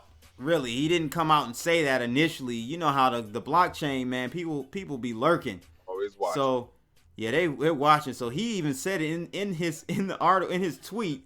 He was like, what did he say? I'm gonna scroll down to it. He said, Jesus Christ, nothing goes unnoticed. I needed money for my game, yo. So he sold 90,000 ETH, which is around 11 million. He had been selling just small incremental amounts in the past, just to take care of bills and stuff. But I don't know, man. Is this another telltale sign that some of the founding guys are getting a little winded here? Okay, let me. The way that I'm looking at this is, it's his money. It is. Do with it what he wants. He absolutely can. Right. If you out here getting aggy because one of the old heads in that camp decided to go sell off how much of their stuff, how does this relate to the tech? If you're telling me this is, oh, well, the price could do blah, blah, blah in the market, then you're not caring about the tech. You're caring about the price. Like, that's 2 different concerns. That's 2 different issues. That's how I'm looking at it, bro. But can you look at it as lack of confidence in the project overall?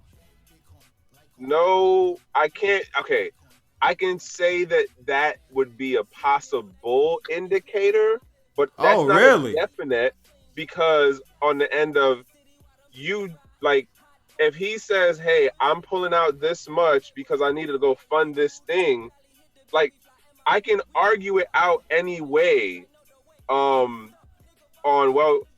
that could just be a cover story. He could just be lying, right? Yeah. I don't know that. No, you don't. And he could be. And right. Really, he didn't even have to come out with an explanation. Say nothing. To be honest with you, he really didn't. I don't think it's a problem for him to do it. Like, that's his money. I have no problem with that. But at the same time, what is that? Is that an indicator? Is that a leading indicator to the confidence of, or lack thereof, of the Ethereum project in 2019 going into 2020? That's all I'm saying. If you would have said, oh, he sold off and then he leaving the project, like he not doing nothing with it no more, Then I'm like, oh, okay. Well, I think he is kind of stepping away. He's kind of stepping back and focusing on this game project now. So, but again, that's the still on the whole thing of like we on the outside looking in, trying to make hypotheses. Like it's like we out here being monkeys throwing shit right now. Like we don't know. You know but we do know he's selling. That's what I'm saying. Know he's selling. Yeah, we do know that. We just don't know the why. We don't know the why. We can't 100% which is ironic, right? So you end up selling. So he sold off. So he cashed out somewhere. At some point, somebody gonna tell because either they pushed it out through multiple orders on some OTC business. So somebody's tracking it somewhere, bro. We know how this.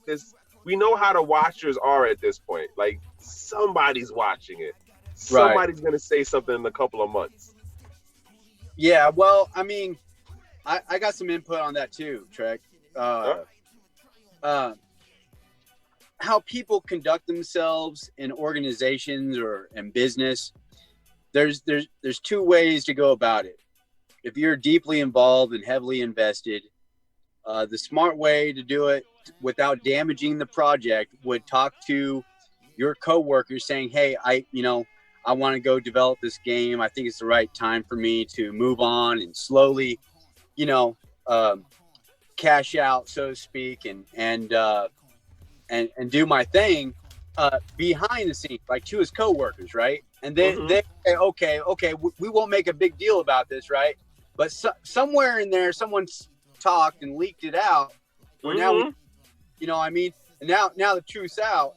Now, what's the real motivation? Is he scared of the Ethereum prosperity, or is he really wanting to move on? And I don't think we'll ever know. But no, we won't ever know. The other way of doing it is absolutely going transparent, saying I am leaving and I am selling. You know what I mean? Just to get away from it all, and basically just, hey, this is the truth. This is what's going on, regardless of the FUD. This is exactly what's going on. So it might have been a under the blanket kind of thing without damaging Ethereum blockchain. You know what I mean? It could have been, and just kind of got leaked out, whatever it was. Totally. And like that's the crazy part about how once the thing gets out into the public, into the ether, like, literally you're gonna have people... ether. Okay.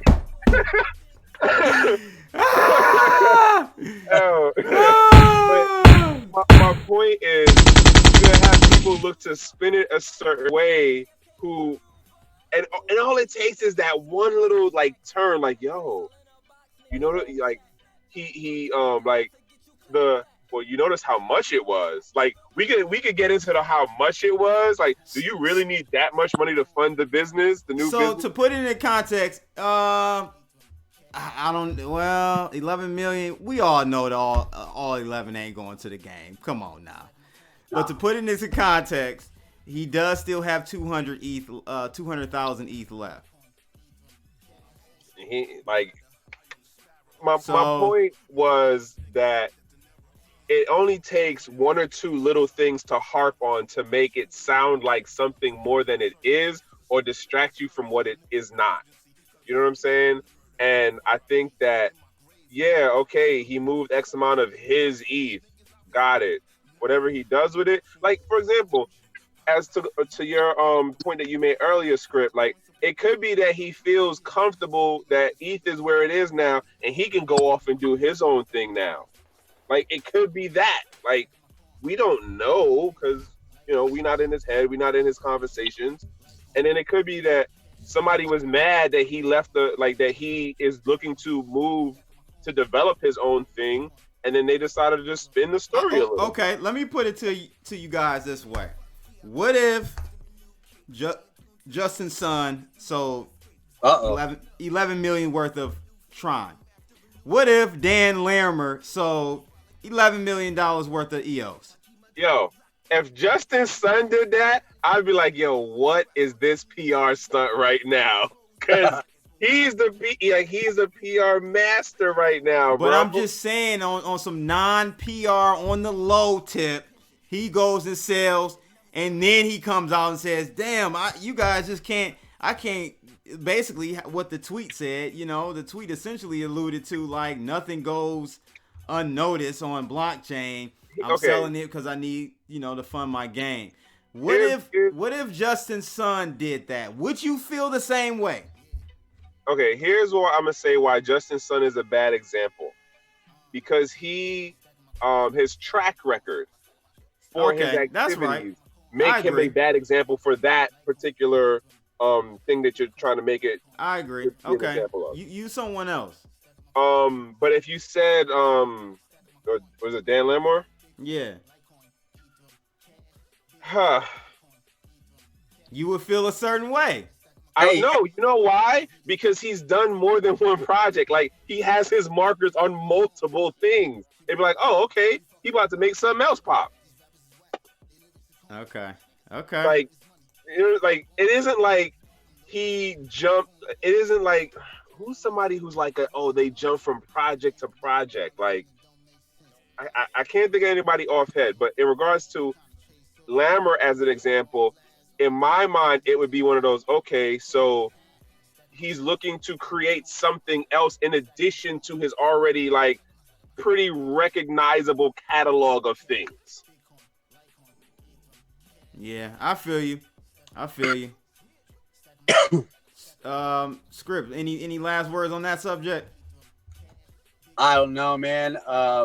I think Charlie Lee sold, and he came public with it, I guess, but people gave him a lot of flack, but he was warning people to sell with him, though. So you can't get mad at a dude and say, I think we're getting a little top heavy here, people. I'm selling. He told people, he was transparent about it. He told people to be careful and not do the same thing. And he still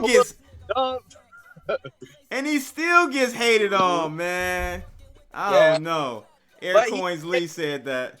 He did take his money and help out further the foundation, though. I mean, that's why you got the Miami Dolphins, UFC. UFC thing. I mean, he did go with that. And that's kind of noble of him, and it's his thing, Yeah, I feel you. Let's jump to the last subject for tonight, fellas.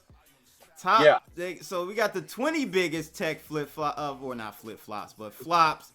I pointed out, or I went over, maybe I think about 8 or so I pulled out of here that I wanted to highlight. What do you know about this one, Trekk? Google Glass. Your boy Veritase's and Reggie Middleton was running around with this. Yep. He was running around with the Google Glass. That was a flop, man. That never took off at all. How much were those glasses retailing for? I don't even know. Like $2,300, $2,500. That was a big one, man. What are your thoughts on Google Glass, and do you think it'll have a comeback with augmented reality and all that stuff? That level, that's like 5 years. Like, that's, and this isn't to say there aren't things being done now. Like, look at what the car manufacturers do with augmented reality. But for what that particular thing was, like getting the regular person to walk around with glasses that have that whole connectivity to it. I mean, you know what's funny, man? Like Google is funny on the end of, they'll come with like next level innovating thing, and then when they realize that they suck at it, they just pull it off the shelf overnight and then just have it sit there. Yep. And that brings me to the next one that Google Google's almost like that meme that you see from Homer Simpson when he goes back into the bushes. They just kind of sneak back, they just kind of come back, man, and disappear with that. But this one, Google Plus. Man. What happened? They didn't get anywhere with Google Plus, bro. This was bad. At all, bro. This was horrible. That was a side chain. It was. Yeah. The layout was horrible. Like it was bad. It was they bad. even have an app for it. Yeah. Really? Because I was posting my videos on Google Plus for the longest, just trying to gain some traction. I remember that. Yeah. Like I be still surprised when I see Google Plus as part of some of the blockchain based companies. When I see that icon in their like SoMe collection, I'm just like, really? Like why? Like who's going there? But that's just my look on the whole thing. Again, like it's funny how they'll go and venture out into some, vertical lane, and then they realize they suck at it, and then they go buy the company that's good at it. Yeah, they did that with Fitbit. They tried to do their whole Google wearable thing for a minute there, and they were just like, look, we might as well leverage, Fitbit. I think what Google does is a very good method to growing and testing stuff out. They're not scared to, unlike Apple. Apple is very, very strategic and timid when it comes to rolling out new ideas and stuff. Google, man, they'll let a whole group, just small group, form up and try a new app and, see if it works. And if it doesn't, they throw it out, take some of the pieces that worked and put it into something they're already using. Yep. So I think it's actually a formula that works, man. To be honest with you. So as far as like a business formula for testing out new things, products or services, agreed. Like that is definitely a good nature to have for being able to see, what other markets you can get into as a company. But on the end of when you're the mom and pops level, startup trying to get in, and they like have the whole damn market cornered, you know what I'm saying? Like it's a real David and Goliath situation for you then. And then depending on what you're trying to do as far as like, well, let me get the company to a certain level and then sell out to Google or some subsidiary of Google, like I don't know, like that's the double-edged nature of it that I don't like when it comes to the tech side of it. Yeah, that's true. They want the next best thing. They want to stay ahead of the game. You know what I mean? That's all. Yeah, that's all, and they're doing all it. Right. You gotta give it to them. So I'm gonna throw this one out there. How long will it take before Googly buys a blockchain-based company? Ooh. Okay. I don't think it'll happen. Really? I think they're somebody's gonna sell out, bro. Somebody's gonna sell out. I guarantee it. But it's all open source for the most part, so they can go take a fork up. They can go take a copy of it, and many companies have been doing that. Like Hyperledger is being used by a lot of enterprises, and that's a fork off of Ethereum. But you want the community part there, and then you want to get that natural part of like, look, we've been down with the community since. I can see it. I'm telling you, bro. I'm telling you, somebody's going to sell out. It could happen, but then it wouldn't be decentralized now, would it? But okay, let's put it this way. We get that right now because we understand. Yeah. That next generation of the junior high school kid who's going to college in the 3 to 5 years, they're not looking at it that way. You know what I'm saying? Like the 55-year-old who's going to retire in 10 years and he knows or she knows that they have a Google account and Google is like in X amount of the things that they use, they're not going to pay attention to none of that. John Hill, you're a fool, man. He said Digibyte's going to be bought out by Google. Next tech flop of the decade, Windows Phone. I actually had one of these. I never messed with that. Yo, I had one. Really? I like going against the grain. And I did that one time. It was a failure, bro. It was a failure. I mean, the interface was okay, but the App Store is what is so critical with these smartphones. Horrible for Windows. It could never get its App Store together. I couldn't do it, man. It didn't last long. So RIP to the Windows Phone. No, like once I discovered Samsung, bro, I messed around with LG for one phone cycle, and I was like, nope, never again, bro. And I'm at my core anti-Apple. I will admit, y'all, it's a good camera phone. Like camera-wise, I admit it's a great phone, but I like doing too much to my phone for me to go into the Apple environment. So, hey, yeah. I know I have an Apple, and in order to do really anything, if you use something, Apple wants you to pay for it monthly, like 99 cents or whatever. It's like it's part of your Apple ID. You know, I mean, you have to pay for it, and they take it from your bank account. You know, that's crazy, man. What about this one, fellas? I never even heard of this one. I don't think the Facebook phone, HTC First, aka the Facebook phone. You remember this one, Trekk?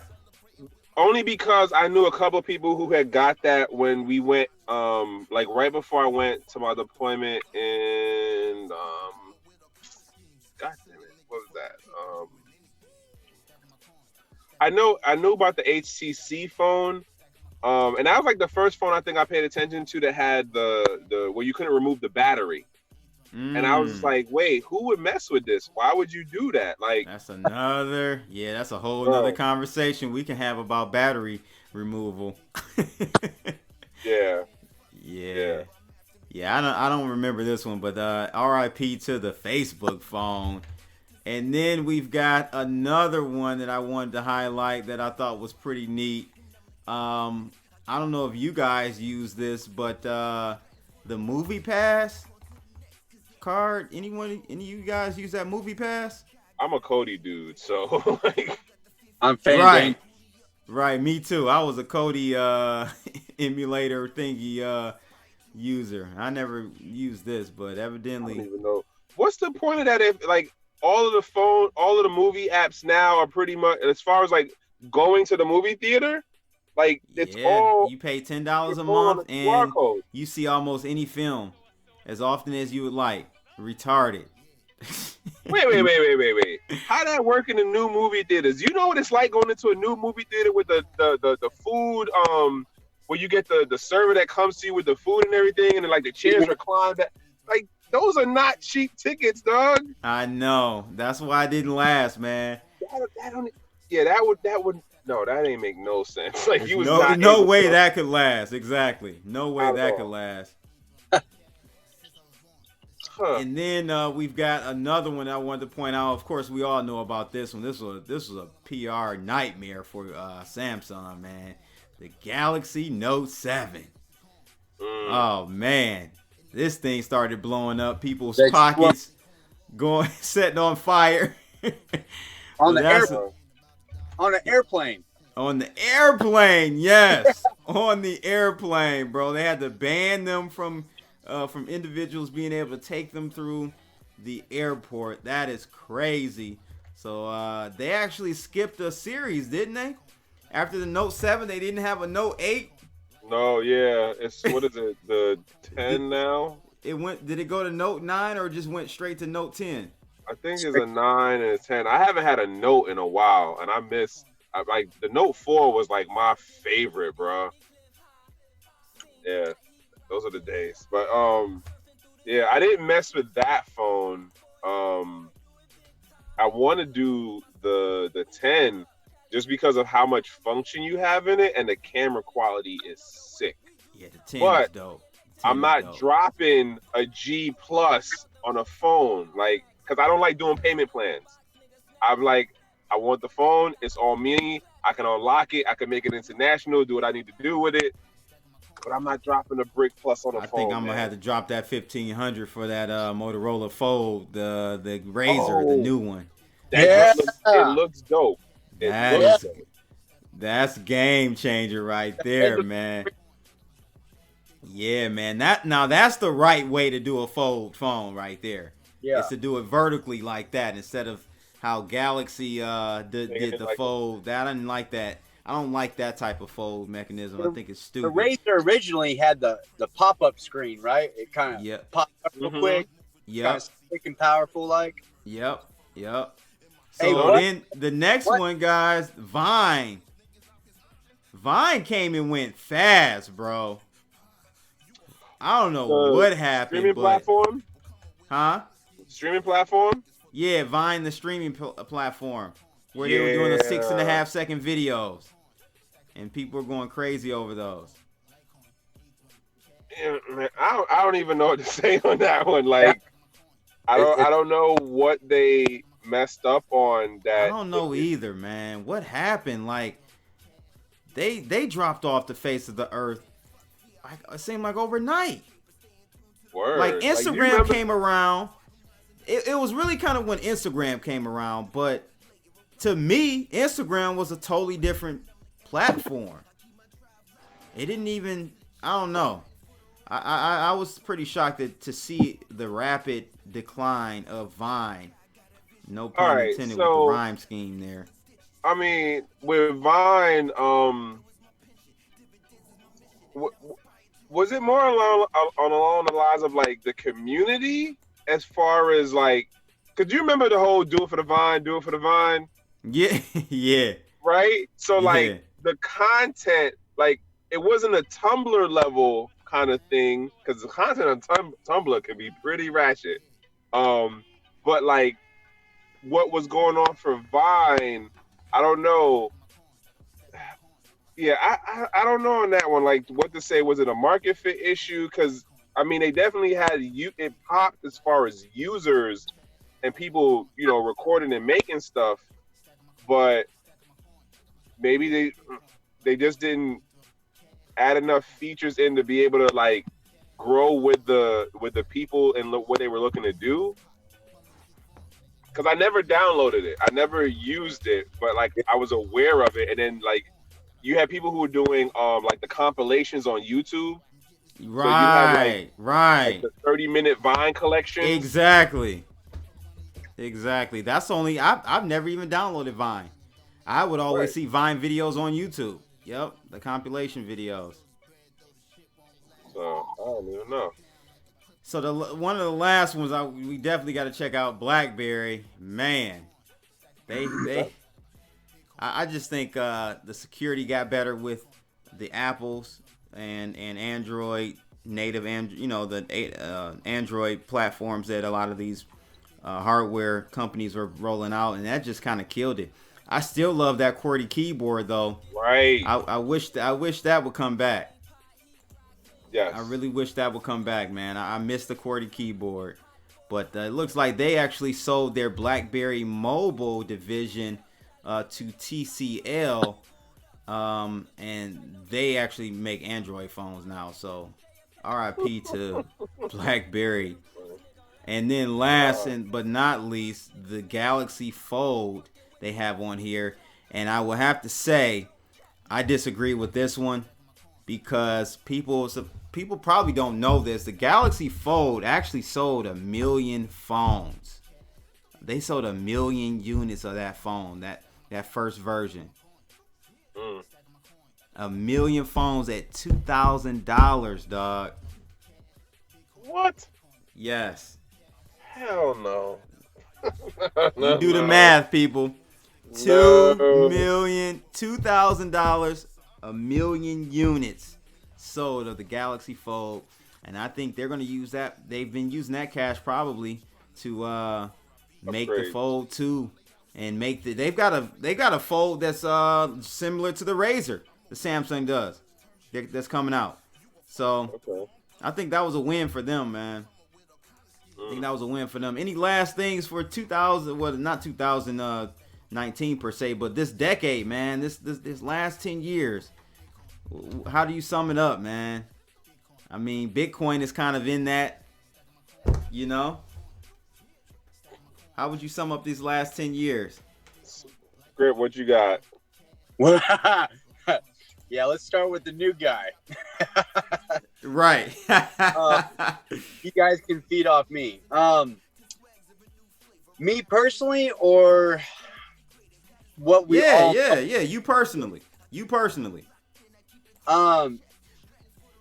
See, I'm in my late 30s. I started becoming a man, so to speak, like being responsible, 2003. And then 13 is where I blossomed. And I got my own company and everything. So I would have to say that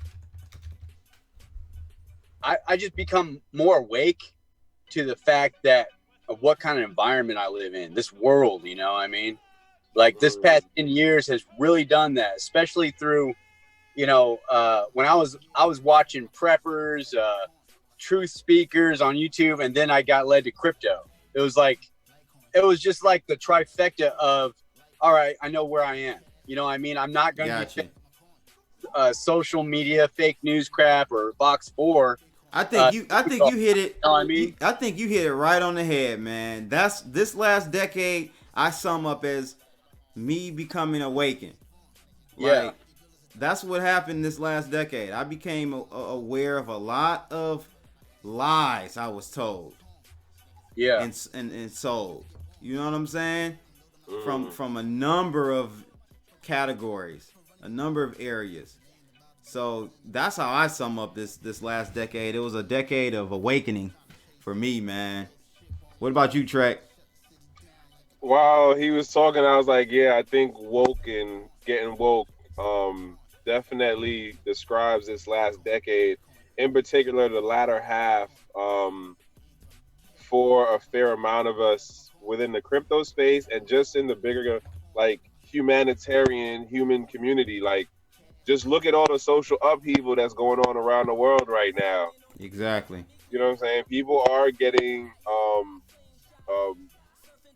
woke, aware, whichever way you want to go with it, to the social contract, as well as just like, hey, there is a way for me to have more control or more positive influence on what's going on in my life, in my family's life, in my my community and all that. Yeah. So yeah, like I'll go with woke as being a summarization of this decade. Wow. All three of us agree. Yeah, woo! Man. There we go. Well, appreciate you coming on, Script, tonight. Appreciate you jumping on with us and hanging on. I mean, when you jumped on, man, it was still light outside. It's dark. So we definitely appreciate you. And we surely appreciate everybody in the chat room tonight. It's been a pleasure. I always have a lot of fun with these episodes, these off-the-chain episodes. This is episode 20. And make sure you guys like, share, and subscribe. And, before I forget, you guys should definitely check out. I now have the membership levels available for my channel. Like my man Aircoins Lee, you see in the chat room, like Joy in the chat room. We got Jebediah. He's not here right now, but he was in earlier. Sign up is only $2.99 if you guys want to be able to do song requests, ask questions for my Ask the Block episodes, and I have some other levels as well. Just check it out. You can just go to my profile and you'll see the join button. You can get more details on that. But that's pretty much it, though, people. Again, make sure you click that like button and share this video and all that good stuff, man. We are out of here. Holla. Peace. Yo, you gonna mess around and this time next year they gonna purge your ass out.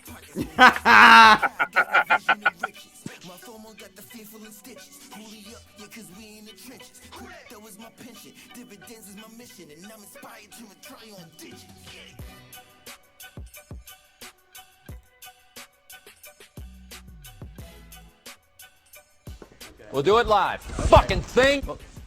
No. We'll do it live. Fuck it. Do it live. Do it live. I'll write it and we'll do it live. Fuck it. Do it live. I'll write it and we'll do it live. Stacking my coin, stacking my coin, stacking my coin, stacking my coin. Bitcoin, Litecoin, Ethereum, cash. Bitcoin, Litecoin, Ethereum.